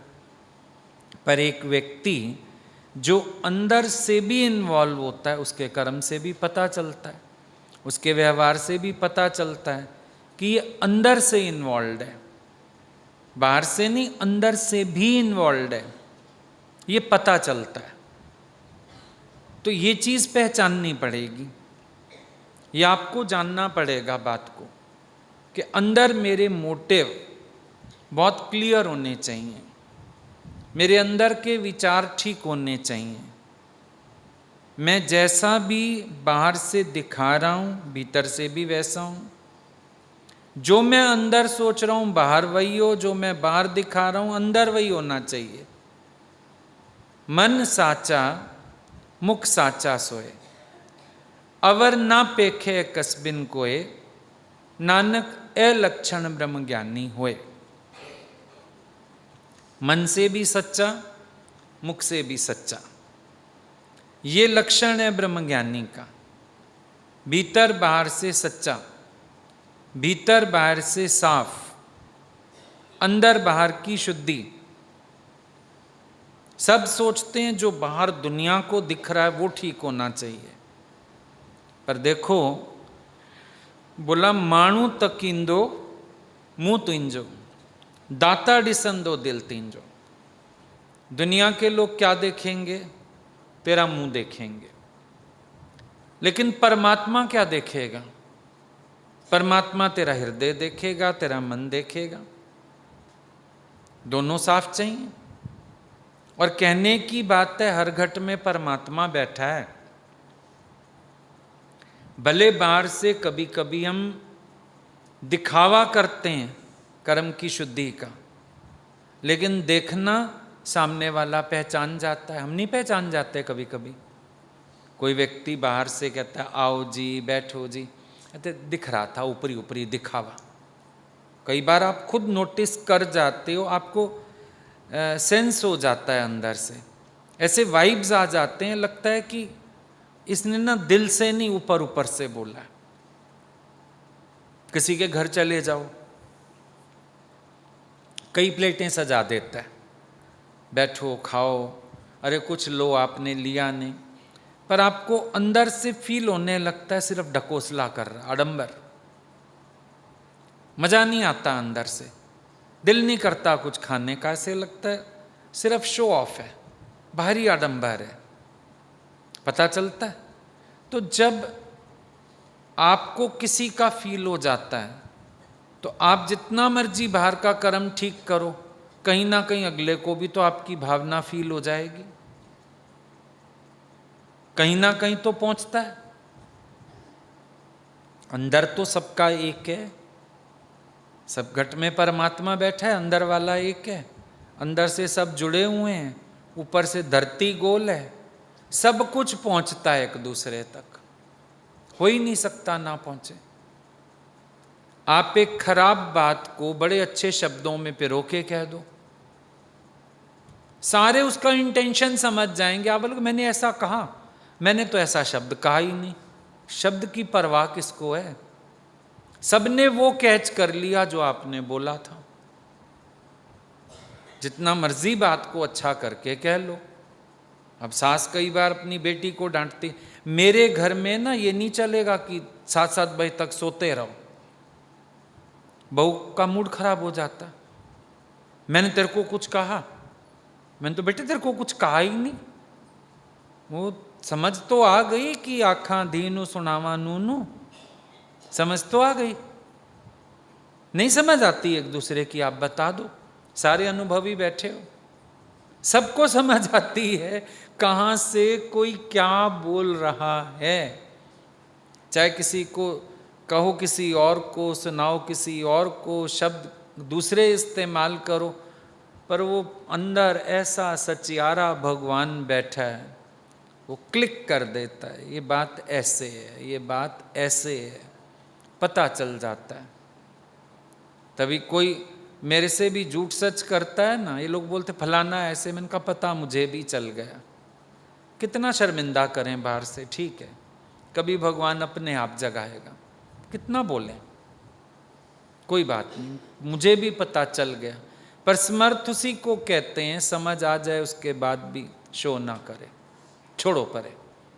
लेकिन ऐसा नहीं है कि हम सोचें कोई इनोसेंट है, कोई भोला है, उसको पता नहीं चलेगा। मैं ना बड़ा घुमा के होशियारी से बात कह देता हूँ, जितनी मर्जी होशियारी से बात कह दो, खबर तो पड़ जाती है सब तक। बच्चों को ही, छोटा बच्चा होता है, पागल बनाना चाहते हो, खिलाना कुछ और चाहते हो, मिक्स कुछ और करते हो, वही कहता है मैं नहीं खाता, इसमें ये चीज़ जली हुई है। एक छोटे बच्चे की हालत बता रहे, होता नहीं है? एक छोटा बच्चा भी तुम्हारे इंटेंशंस पकड़ जाता है, तुम्हारी चीज पकड़ जाता है। किसको पागल बना सकते हैं इस दुनिया में? इसीलिए बेहतर है खाली कर्म के सुधार के साथ मोटिव भी ठीक कर लो। जाकी रही मन भावना जैसी, प्रभु मूरत देखी तिन तैसी। अब भगवान हैं सामने, उनकी भावना कि कौन किस भावना से सामने जा रहा है वैसा दर्शन हो जाता है। वही कृष्ण जो गोपियों के प्रियतम है, कंस को कितना डरावने लग रहे हैं। वही रावण है, राम इतना सौम्य स्वरूप राम का, रावण को कितना भय देने वाला है। हैरानी की बात नहीं? सोच के देखो, विचार करोगे तो पता चलेगा भावना में कितनी ताकत है। अच्छा, ईश्वर को भी, अब कोई आदमी पाप से पैसा इकट्ठा करे, दान करे, पुण्य करे, भगवान को सोने की चेन चढ़ा दे, वो सोच रहा है ना लोग मेरे को सत्पुरुष मान रहे हैं, ईश्वर की नजर में तो गिरा हुआ है। वो भगवान जो धन्य भगत की किस पे राजी हो गए? साग ढोडे पे, बाजरे दा ढोडा धन्य हत्थां ते पका लिया। साग विदुर के घर खा के राजी हो गए। देखो, मोटिव्स इतने ज्यादा इंपॉर्टेंट हैं। दुर्योधन मेवे लेके खड़ा था,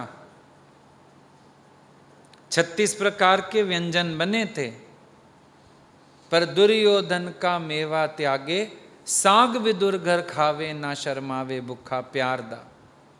मेरा मोहन भुखा प्यार दा, वाली है संसार दा। क्या चाहिए था भगवान को? उसने तो, और दुर्योधन का महल है, सोने के बर्तन होंगे, अच्छी अच्छी चीजें होंगी, तश्तरियां होंगी जिसमें परोसे गए होंगे मेवे। और उधर क्या था विदुर के घर? पीतल का पतीला, जिसमें खा पी के साग भी खत्म था। और भगवान मांग के खा रहे हैं, देव मेरे को। कहीं उनका एक पत्ते से पेट भरता है तो कहीं एक ढोडा खा लेते हैं भक्तों के डर के मारे, और कहाँ दुर्योधन के मेवे त्याग आते हैं। अब दुर्योधन का मेवा त्यागने के पीछे क्या था? दुर्योधन की दुर्भावना। उसको साफ बोला, कहता है खाओ। कहते हैं दो ही परिस्थितियों में खाया जाता है, या तो भूख से प्राण जा रहे हों, या अतिशय प्रेम हो तब खाया जाता है। बोला भूख से प्राण मेरे जा नहीं रहे, प्रेम तुझे मेरे लिए है नहीं, मैं एक मेवे का दाना भी नहीं खाऊंगा। क्लियर कर दी बात कि भावना चाहिए। भावना वाले का स्वीकार किया। भजन यहां भी गाते हैं हम, भाव वाले भक्त का भरपूर मुझ पर भार है, पर भाव बिन सर्वस्व भी दे मैं कभी लेता नहीं। और भाव से एक फूल भी दे वो मुझे स्वीकार है। अरे भाव वाले भक्त का भरपूर मुझ पर भार है। तो जब भाव देखते हैं भगवान तो बाहर का पदार्थ नहीं देखते, भाव देखते हैं तो बाहर का पदार्थ, चीजें, ये सब कहाँ देखते हैं? इस सब की तरफ वो जाते ही नहीं, घूमते ही नहीं। तो इधर तो वैसे भी भावना की बात है। अब अच्छा, भगवान कृष्ण की अपनी भावना अच्छी ना होती तो इतने बड़े बड़े चोरी के इल्जाम लगने के बाद भी भगवान क्यों है? मक्खन चोर सबसे पहले कहलाए। मक्खन चोरी क्यों की? भक्त की भावना है, गोपियां बनाती इसीलिए हैं वो खाए, पर घर वालों को नहीं कह सकती कि हम उसको खिलाना चाहती हैं, अंदर अंदर प्रार्थना करती हैं, पुकारती हैं। भक्त का भाव पूरा करने के लिए चोरी की, क्या भगवान को दोष आया? कहीं स्त्री चोर कहलाए, रुक्मणी का ही हरण कर लाए, भाई रुक्मणी का हरण कर लाए, स्त्री चोरी कर ली, वो मंदिर गई है, उसको वहाँ से चोरी करके ले आए, उससे ब्याह कर लिया, बहुत बड़ा इल्ज़ाम था। लेकिन रुक्मणी की चिट्ठी आई है, आज तनु कहंदी रुक्मण रानी आमी शाम प्यारिया, ये मेरे को कहीं शादी किए जा रहा है, रुक्मण मेरा भाई रिश्ता पक्का कर आए है, मैं तो फंस जाऊंगी, मैं मन ही मन तुझे पति मान चुकी हूँ, आओ मेरी लाज बचाओ, आओ मेरी रक्षा करो। अब स्त्री चोर का नाम पड़ गया, लेकिन क्या कभी कृष्ण के सामने जाते ही आपको लगता है ये चोर है? संसारिक आदमी का पता चले चोर है, उसको देखते ही किस आंख से? आज तक कृष्ण की तरफ वैसी आंख ही नहीं गई। सामने खड़े होके भजन गा लेते हैं, मक्खन दे चोरिया फलाना टीरा गा लेते हैं, उसके बावजूद नहीं लगता कि इस व्यक्ति की तरफ मेरी आंख मैली हो रही है, प्यार आता है। आप बताओ, चोरी जैसे कर्म पर किसी के प्यार आ रहा है, उसकी भावना की शुद्धि का कोई और प्रमाण हो सकता है? किसी के ऐसे चोरी जैसे कर्म पर प्यार आ रहा है, उस पर कमाल की बात है। क्रोध आना चाहिए, प्यार आ रहा है। हमारी कोई रिश्तेदारी नहीं टूट रही, हमें क्यों प्यार आ रहा है उस पर? नेचुरली उसकी भावना इतनी पवित्र थी, इतनी पवित्र थी, युगों बीतने के बाद भी हमारा मन उसको देख के मैला ही नहीं होता। भजन गा गा के चाटी चौ मधानी ले गए, प्यार आता है, रस आता है, भीगते हैं, इतना मजा आता है जब जब गाते हैं भगवान की लीला, लीला प्यारी लीला। ये भजन गाते हैं, आज तनु कहंदी रुक्मण रानी आमी शाम पे आर्या, कभी नहीं ख्याल आया कि अरे अभी एक पड़ोसी का बेटा हो जो किसी की लड़की भगा लाया हो, देखते ही सूखने को दिल करता है, इसको कमीना गंदा ऐसे करके आया है, ले आया उसकी लड़की भगा के, गुस्सा आता है। भगवान पे प्यार आता है, प्यार आता है, उनकी सदा पे प्यार आता है। अरे भक्त की रक्षा करने के लिए युद्ध करना पड़ा, भागना पड़ा, कैसे रातों रात दौड़े, सवेरे मंदिर से जाके उसको लेके आए। किसी के ऐसे कर्म पे प्यार आ सकता है आपको? आप सोच के देखो, कितनी बातें हम सुनते हैं, शरारतें सुनते हैं, टूट फूट सुनते हैं, राधा के महल में उनका ऐसे स्त्री रूप में जाना सुनते हैं, लेकिन क्या किसी भी उनकी क्रिया पर वैर भाव आता है? मन में नफरत आती है? प्यार आता है। आप सोचो कितना प्यारा मोटिव रहा होगा, आज तक रस झरता जा रहा है, झरता जा रहा है, झरता जा रहा है, और एक ही भजन को 10 बार गा लो वही सेम रस आता है, बढ़ के आता है। क्या हो रहा है ये? सोच के देखो। मटकियां फोड़ी, झूठ बोले, फंसाया गोपियों को ही। वो गोपी की बात आई कि उसने एक दिन पकड़ लिया, बोला आज तो इसको लेके जाऊंगी, इसकी माँ मानती नहीं है कि ये चोरियां करता है, आज तो मैंने पकड़ लिया रंगे हाथों। पकड़ के ले गई यशोदा के पास, सामने किया, ए यशोदा बाहर आ, बाहर आ। हाँ, बोला ये देख तेरे कान्हा को आज रंगे हाथ पकड़ के लाई हूँ। बोला कान्हा? वो तो अंदर है। अंदर कहाँ है? देख मैंने किसकी बाँह पकड़ी है। बोला घूंघट हटा के तू देख, अपने ही पति की बाँह पकड़ी फिर रही थी। कब उसने बाँह छुड़ा ली, कब उसके पति की बाँह पकड़ा दी। अब ऐसे कोई करे सांसारिक व्यक्ति, सांसारिक बच्चा, आपको गुस्सा आएगा, लेकिन प्यार आता है। गा गा के हम खुश हो रहे हैं, क्या चक्कर है? इंटेंशंस बड़े प्यारे हैं, भावनाएं बड़ी प्यारी हैं। ऐसे आपको पता चले कोई आदमी रात को एक औरत के साथ ही कहीं गया है, तो आपको उसका चरित्र नहीं अच्छा लगेगा।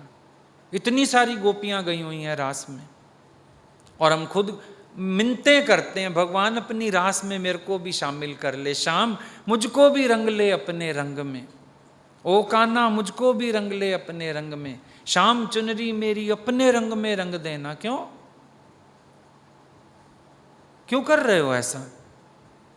ये उसकी भावना इतनी इतनी पवित्र है कि आज तक आप शब्द गलत भी बोल रहे हो उसके लिए तो भी प्यार आए जा रहा है।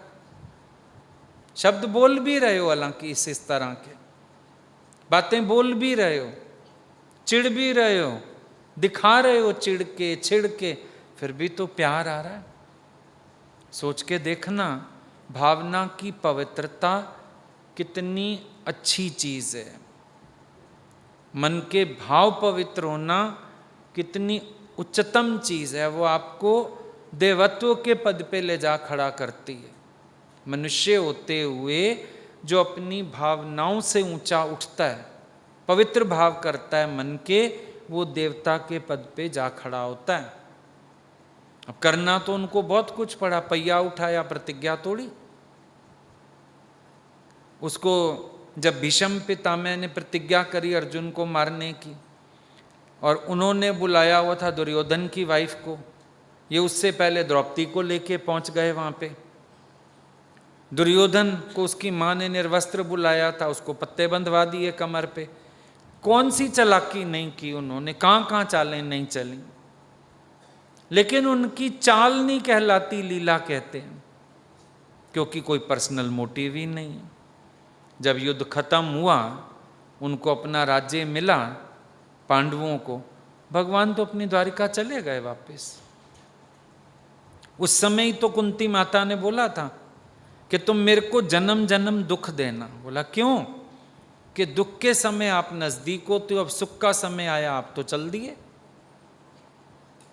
सुख का समय आते ही आप तो भगवान जा रहे हो, इससे अच्छा आप मेरे को दुख दो जन्म जन्म, कम से कम आप मेरे नेड़े होके तो रहोगे, मेरे पास तो रहोगे।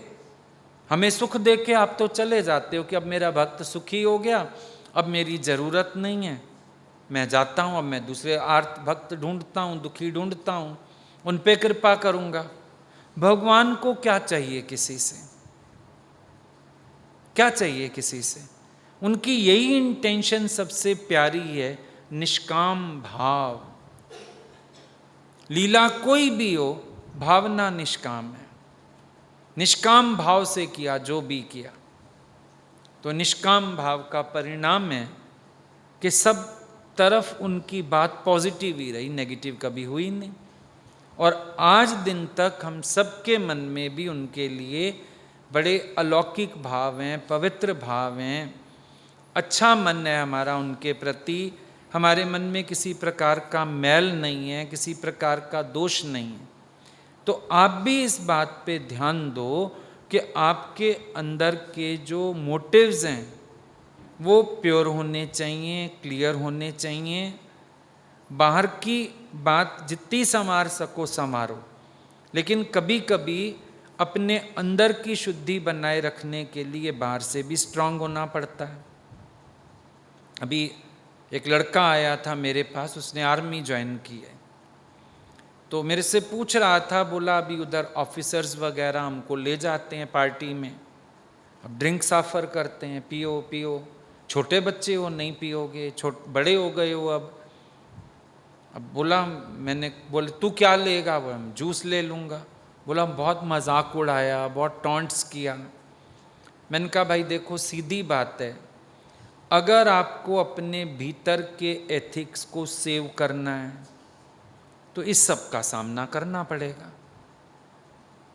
अंदर वाली पवित्रता बना के रखने के लिए बाहर संसार से इन चीज़ों का सामना करना पड़ता है, इसमें कोई दो राय है ही नहीं, मजबूरी है। और अगर तुम ये सोचो कि नहीं नहीं सर्कल ही ऐसा है, सब कहते हैं, मैंने कहा कुछ तुम्हारे उसमें ज़रूरत पड़ती है, बोला नहीं ऐसा कुछ नहीं है, हमारी डाइट अच्छी होती है, सब अच्छा होता है, ऐसी कोई नीड नहीं है बॉडी की, पर फॉर फन सेक पार्टियां करते हैं वो लोग, पीते हैं पिलाते हैं। उनका भाई अब ये फैसला तुम्हारा, अगर तुम अंदर वाले भावों को शुद्ध रखना चाहते हो, अपने एथिक्स पालना चाहते हो, तो यू हैव टू फेस। ऐसा भी होता है कई बार हमको इन चीज़ों को बाहर से फेस करना पड़ता है, लेकिन कोई बात नहीं। अब वो कहेंगे तुम फ्रेंडशिप नहीं करना चाहते, वो कहेंगे तुम सबके साथ मिलके नहीं चलना चाहते, पर तुम तो जानते हो ना कि तुम्हारे अंदर किसी के लिए हेट्रेड नहीं है। लेकिन अगर तुम प्यार ही इतनी सी बात में समझो तो हम क्या करें फिर? ये तुम्हारा दोष है, तुम प्यार को इस चीज़ में समझ रहे हो। होता नहीं संसार में, कई लोग लेन देन में ही प्यार समझते हैं, ज़्यादा गिफ्ट दो, चीज़ें दो तो कहेंगे प्यार है, नहीं दो तो कहेंगे प्यार नहीं है। और कोई कोई बस प्यार की वैल्यू करता है, उसको चीज़ों से फ़र्क ही नहीं पड़ता कि ईश्वर का दिया सब कुछ है, किसी के दिए से पूरा नहीं पड़ता। तो अपनी अपनी भावना की बात है ना। तो हमारी भावना कैसी है? जितनी अंदर की भावना शुद्ध होगी उतना आपको फायदा पड़ेगा। तो अपनी भावना ज़रूर देखो। अब कभी कभी भगवान के लिए भागना पड़ता है, गोपियाँ भी झूठ सच करके निकलती थीं, कोई बड़ी बात नहीं, कभी कैसे हो जाता है। कभी हम अपने स्वार्थ के लिए झूठ सच करते हैं, वो गलत हो जाता है। लेडीज़ को ना कई बार घर में कोई दिक्कत आती है, ज़बरदस्ती सत्संग का नाम लगा देंगे, गुरु का नाम लगा देंगे। हम बोलते हैं ये तुमने गलत किया, तुम्हें इस तरह से बात नहीं करनी चाहिए थी, तुम्हें घर में हमारा नाम नहीं लगाना चाहिए था। कि सोचते हैं अब और कोई तरीका नहीं बन रहा, चलो गुरु का नाम लगा देते हैं। वो गलत हो गया, वो बात दोषपूर्ण हो गई, वो बात सही नहीं है। अब आप बोलो ऐसा झूठ तो बोल सकते हैं, नहीं। एक आदमी को कैंसर हो गई, अब डॉक्टर बोलता है इसके पास ज़्यादा समय ही नहीं है। अब आप उसको मुंह पे बता दोगे तो बेचारा मर जाएगा जीते जी। तो अगर छिपा भी लिया तो इसमें कोई दोष नहीं है, उसके अच्छे के लिए झूठ बोला ना कि नहीं नहीं कोई बड़ी बात नहीं, कोई बड़ी पीड़ा नहीं है, कोई बड़ी तकलीफ नहीं है, कोई बात नहीं, सब ठीक हो जाएगा। खराब थोड़ी है बात। 105 बुखार है किसी को, नहीं नहीं 100 ही है, 101 ही है, ज़्यादा नहीं है, क्यों उसको डराना कह के? तो वो कोई झूठ थोड़ी हुआ, युक्ति हुई ना, अगले व्यक्ति को सरवाइव कराने की युक्ति है, झूठ तो नहीं हुआ वो। अब ये चीज समझते जाओ, कहाँ पर कैसी बात कहने की ज़रूरत है वो चीज़ समझो।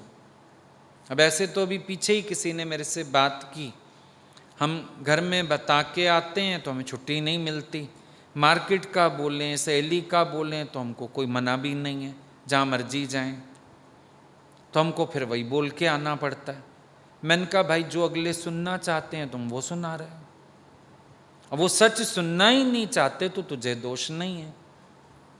अगर कोई सच सुनना चाहे, हम तो सच ही बताना चाहते हैं, पर अगला व्यक्ति सच सुनने को, सच स्वीकारने को तैयार ही नहीं है। तो जब अगला सच स्वीकारने को तैयार नहीं है, फिर हमें वही बोलना पड़ेगा जो वो सुनना चाहता है। मजबूरी है, मजबूरी हो गई ना एक। या तो कोई इतना स्ट्रांग हो, नहीं है कोई इतना स्ट्रांग, तो फिर ठीक है जो अगले सुनना चाहते हैं। तो किस समय किस चीज़ की कहाँ ज़रूरत है वो देखो। कईयों के अंदर खून में ही आ जाता है, सच झूठ किए बिना बात ही नहीं कर सकते, वो जब बात करते हैं गलती करते हैं, जब बात करते हैं घुमावदारी करते हैं। वो सबसे ज़्यादा गलत बात है कि हमें नहीं ज़रूरत हम तब भी बोल रहे हैं, हमें नहीं ज़रूरत तब भी हम झूठ सच किए जा रहे हैं। वो चीज़ गलत होती है। आवश्यकता देखनी पड़ती है कभी कभी। अगर ज़रूरत है तो चलो उस तरह की बात करने में भी कोई हर्ज नहीं। कभी किसी का पता होता है क्रोध करेगा, कभी किसी का पता है घर का एटमॉस्फेयर ही बिगाड़ेगा, चलो कहीं पता होता है ना बाप गुस्से वाला होता है, अब बहू से ही नुकसान हो गया, बेटी से ही हो गया, माँ अपने ऊपर ले लेती, हाँ मेरे से गिर गया था, कि कम गुस्सा करेगा नहीं ज़्यादा कर देगा। बेटे को कहना होगा कह देगी मेरे से गिरा, फलानी चीज़ कैसे टूट गई, बेटा मैं सफाई कर रही थी मेरे से गिर गई। मैं मियाँ बीवी का झगड़ा ना हो इनका, माँ ले लेती है अपने ऊपर। तो ऐसा झूठ कोई खराब नहीं है। सिचुएशन पे डिपेंड करता है कि कैसी सिचुएशन में हमने कैसी बात की है। इंपॉर्टेंट वो होता है सिचुएशन क्या है, नीड ऑफ द आवर क्या है, समय की मांग क्या है, उस अनुसार। क्योंकि वाणी तो वैसे ही झूठ है, सच तो मौन नहीं है, ये वाणी तो सारा व्यवहार है। तो अब इस व्यवहार को थोड़ा युक्ति से चलाना पड़ता है कि शांति बनी रहे, धैर्य बना रहे। युक्ति से चलाना पड़ता है इस व्यवहार को। क्या किया जाए, जैसा समय होता है उस हिसाब से कर लिया जाता है काम। अब एक चीज़ आप लेके आए, गलत निकली, ठीक नहीं निकली, आप लेके गए शॉपकीपर के पास, ठीक है कि भैया ये चीज़ ठीक नहीं निकली, पर एक चीज़ आप लाए, आपसे टूटी, आपसे खराब हुई, आपने उसको एज इट इज़ पैक करके ले गए, वो चीज़ गलत है, वो चीज़ गलत है। एक ने बताया, बहुत इंटेलिजेंट था, बोला हम शर्ट लाते हैं मार्केट से, शाम को पार्टी में पहन लेते हैं, पैकिंग रख जाते हैं, अगले दिन उसको दोबारा लपूट के और पैकिंग लगा के और दुकानदार को दे आते हैं कि हमें साइज़ नहीं फिट आया, हमें पसंद नहीं आई, वापस ले ले। ये पाप हुआ ना, मिसयूज़ हुआ ना। अगले ने एतबार किया, तुमने मिसयूज़ किया। चलो धोखा दे तो लिया, कितनी बार दे लोगे। कभी किसी के यहाँ तुम गए, कपी मांज रहे थे, रख रहे थे, टूट गई डंडी, क्या करते हैं उसको ऐसे लगा के रख देते हैं जैसे लगी हुई है, जब अगला उठाएगा देख लेगा टूट गई। ये गलत है। बता के आओ जी मेरे से ये नुकसान हो गया। बड़ी माइन्यूट बातें होती हैं जिनमें झूठ सच आपका चलता है, वो तो आप टेंशन नहीं कर रहे, ये वाली बात की टेंशन पहले कर रहे। दिन में दसियों बार कारण बनते हैं।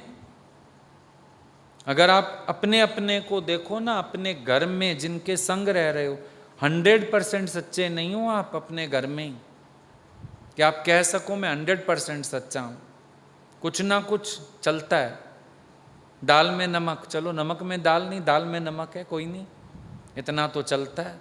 सारी बात थोड़ी बतानी चाहिए, सारी बात थोड़ी कर देनी चाहिए। और ये चीज़ तो हमने बहुत देखी है, सत्संग के दायरे में देखी है। किसी के घर गए, कोई नुकसान हो गया, उसको एज इट इज़ छिपा के रखते आए, अगला जब उठाएगा देखी जाएगी। कौन सा उसको याद रहेगा रसोई में कौन था, कौन सा उसको याद रहेगा मैं था वहाँ। ये चीज़ें गलत हैं। बच्चे ने किसी की शीट पे ही कुछ गिरा दिया तो उसको उसी टाइम उठा के वॉश करने चले जाओ, साफ करके आओ। सोचते हैं इसको और अंदर कर दूं, इसके ऊपर कोई चीज़ रख दूं, छिप जाएगा दाग, जब उठाएगा अगला देखता रहेगा। बड़ी हेरा फेरियाँ तो हैं, बहुत ज़्यादा है। तो पहले उनको तो ठीक कर लो, यहाँ की फिक्र पहले हो गई।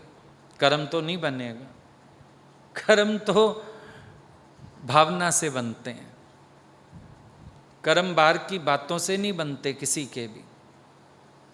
हमारी भावनाएं कैसी हैं, हमारी सोच कैसी है, हमारा विचार कैसा है, वो इम्पॉर्टेंट है।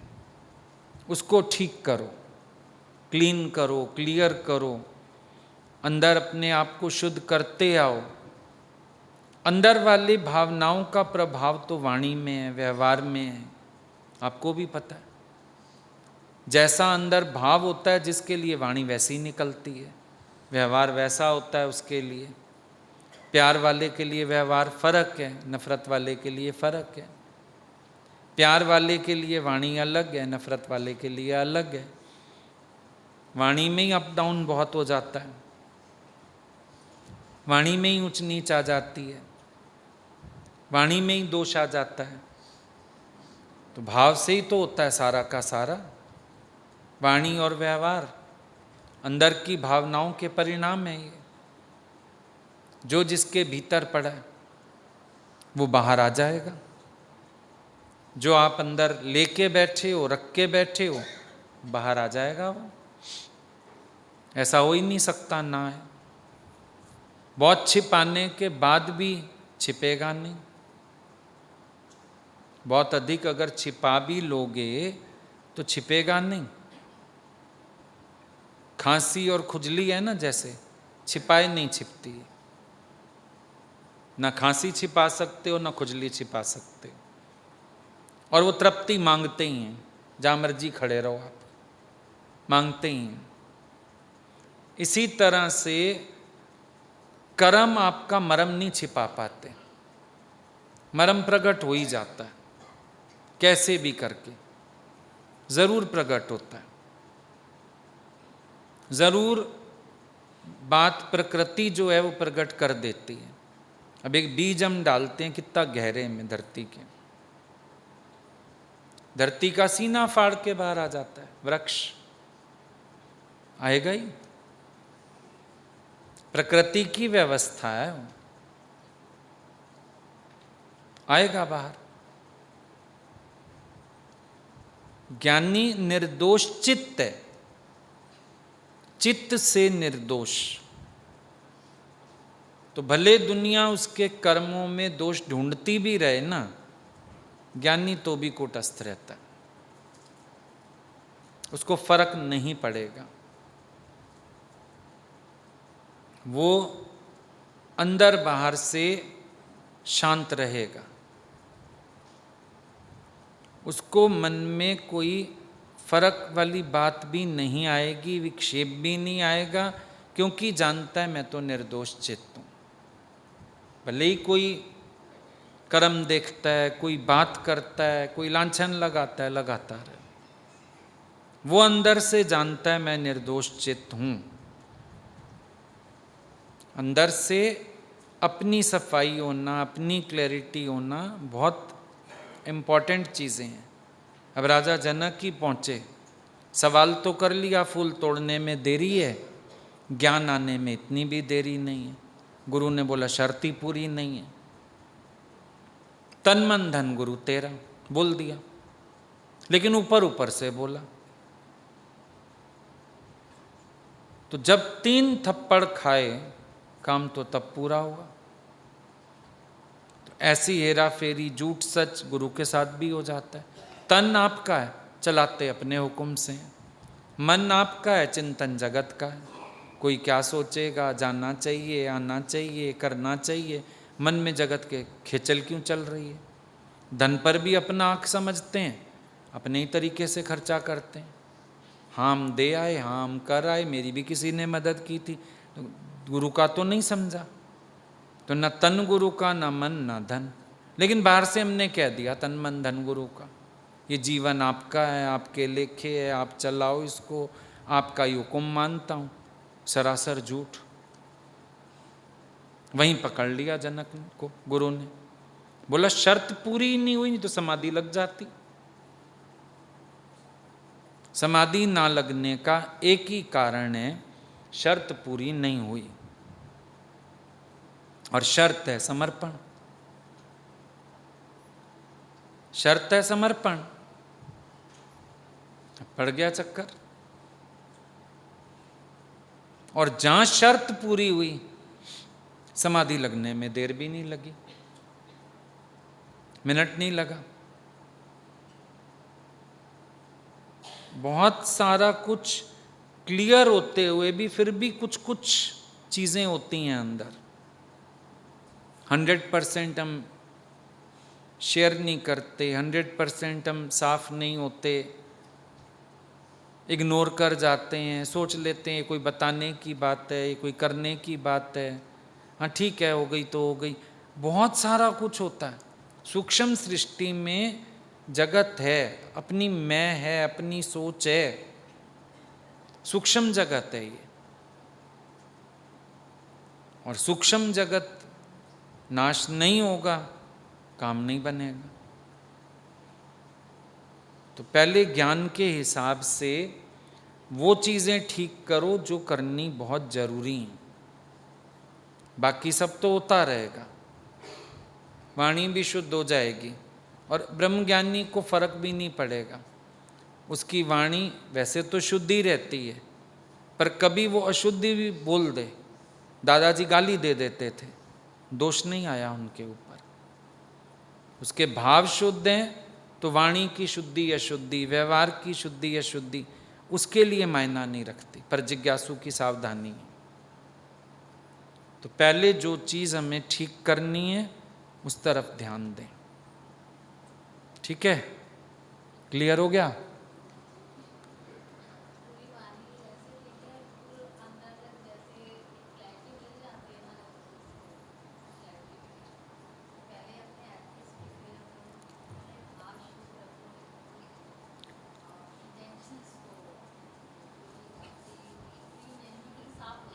हाँ,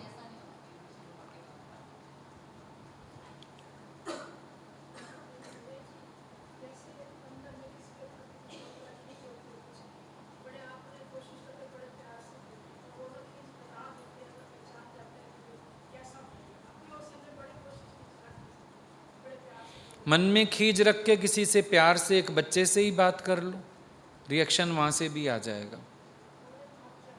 प्रकृति में बहुत न्याय है जी।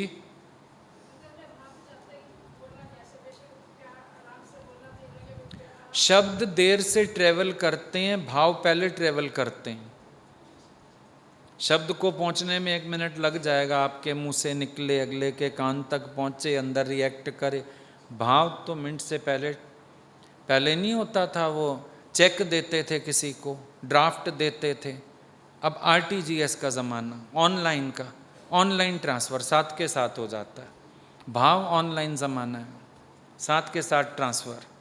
शब्द फिर भी चेक कह दोगे 2 दिन में क्लियर होएगा, भाव तो पहले पहुंच जाएगा। अगला शब्दों की टेंशन लेता ही नहीं।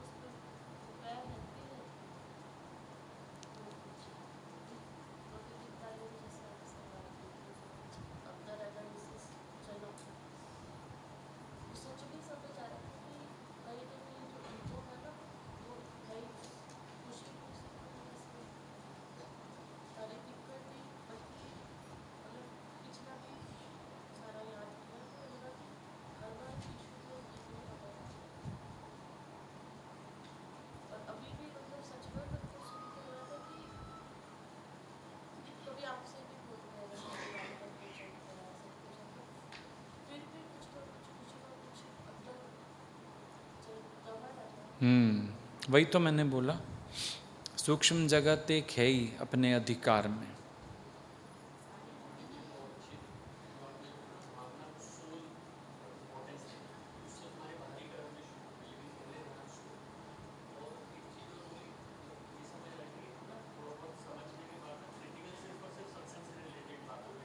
हाँ,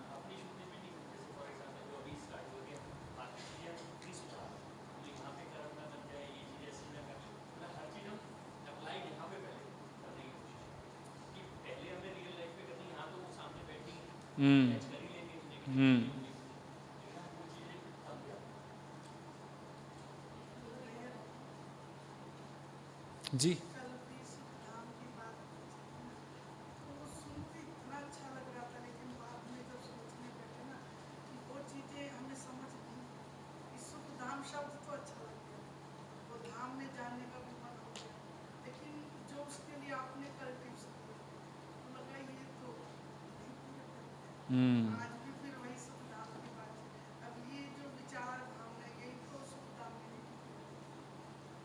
द्वैत बुद्धि, सुख बुद्धि, हाँ, ये सुख धाम में टिकने नहीं देते हैं, सच है।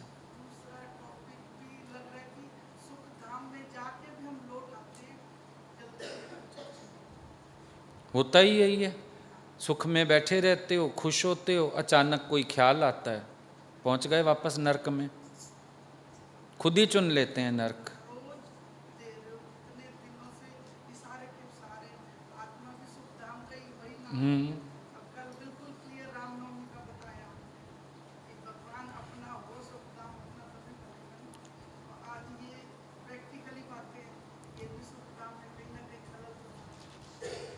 व्यवहार और वाणी तो बहुत डालती हैं।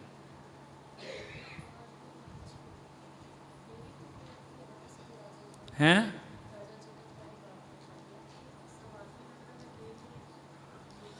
देरी तो अपनी है, गुरु के देने में देरी नहीं है, हमारी अपनी तरफ से देर है, हम उस शर्त को पूरा नहीं कर रहे हैं।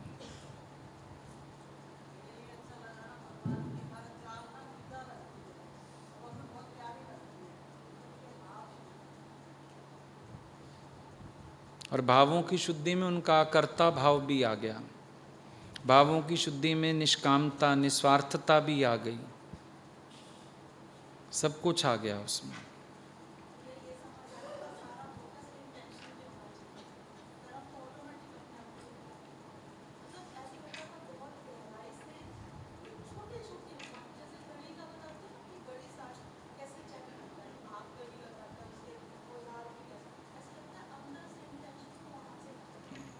सूक्ष्म वृत्ति करके, अंतर्मुखी होके, सेल्फ एनालिसिस।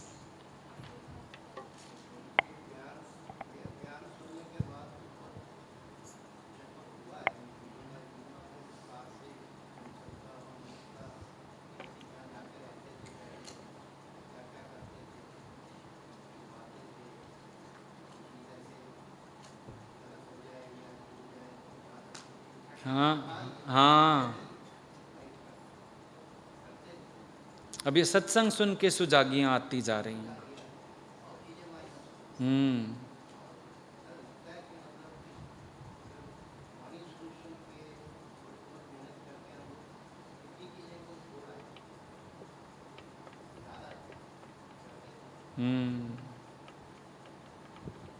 क्या कह रहे? वो बात आप बता रहे थे ना कि जैसे भगवान ने माखन चुराया, है ना, मतलब कई कई चीज़ें देखने में हमें ऐसे अशोभनीय भी लगती हैं, लेकिन उनके कर्म को कोई दोष नहीं देता ना, उल्टा हमें और प्यार आता है, हम कितना गाते हैं। अच्छा, फोटो दिखाते हैं भगवान छीके पे चढ़ के माखन चोरी कर रहे हैं, और ऐसे किसी का एविडेंस मिल जाए चोरी का, दोनों कितना अंतर है। वहाँ प्यार आ रहा है देख के, मत्थे टेकने का दिल करता है, बलिहार जाने का मन करता है, और वहाँ कैसे गुस्से, देख देख ये है ना शरारती बच्चा इसका, देख फोटो में आया पड़ा है, किसी के एल्बम में गलती से नज़र आ जाए, क्लिक हो जाए तुम्हारा, देखो। बात पूरी करो। नहीं, यही चीज़ समझ में आ रही थी कि अपने जो अंदर के इंटेंशंस होते हैं ना, वही चीज़ों को गलत करते चले जाते हैं। आज उनके भीतर में सिर्फ एक कल्याण है, भक्ति की भाव है, तो उनका कर्म भी युगों युगों तक याद किया जा रहा है, और रस झर रहा है, और रस झर रहा है, भक्ति की तरफ ले जा रहा है। उनके कर्म को याद करके कभी किसी को ख्याल नहीं आया मैं मक्खन चोरी करूं। रस आता है, बस भक्ति बढ़ती है, प्यार बढ़ता है। कर्म का क्या भाव रहा होगा, किसी को प्रेरित नहीं किया। किसको प्रेरणा आई? कृष्ण भक्त को किसी को प्रेरणा आई है मक्खन चोरी करने की? नहीं आई ना। क्या मोटिव रहा होगा? ना द्वेष आता है, ना आकर्षण होता है वो कर्म करने का, बस भक्ति झरती है, प्रेम झरता है। इतने तो शोभनीय हैं ज्ञानी के बाहरी कर्म भी, और इतनी तो अच्छी भावना है भीतर की। ये है पॉइंट समझने का। सालों हो गए, हाँ, और हर एक का मन और भीगता जा रहा है। जो गा लो, चर्चा कर लो, और भीगता जा रहा है मन। तो है नहीं ना, पीछे कुछ गड़बड़ नहीं होगी ना। बताओ, भजन बताओ। हाँ,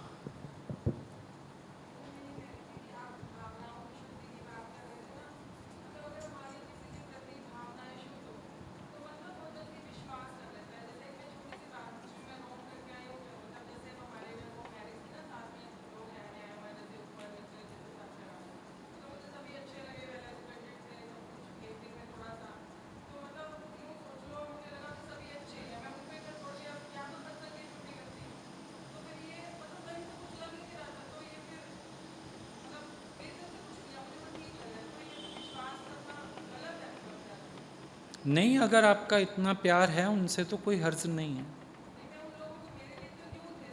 नहीं नहीं, जिनके घर आए हुए थे,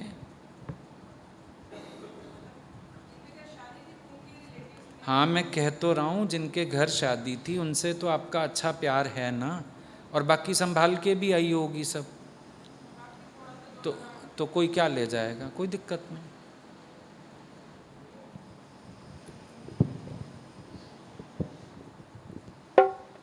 गुरु के ज्ञान में वो शक्ति है, वो ही दर्पण को साफ करती है। गुरु के ज्ञान में वो शक्ति है, वो ही दर्पण को साफ करती है। दादा ने बीज जो उगाए हैं, एक दिन उससे फल निकलते हैं। दादा ने बीज जो उगाए हैं, एक दिन उससे फल निकलते हैं। गुरु के ज्ञान में वो शक्ति है, वो ही दर्पण को साफ करती है। जब से डोरी गुरु से जोड़ी है, तब से जीवन गुरु ये तेरी है। जब से डोरी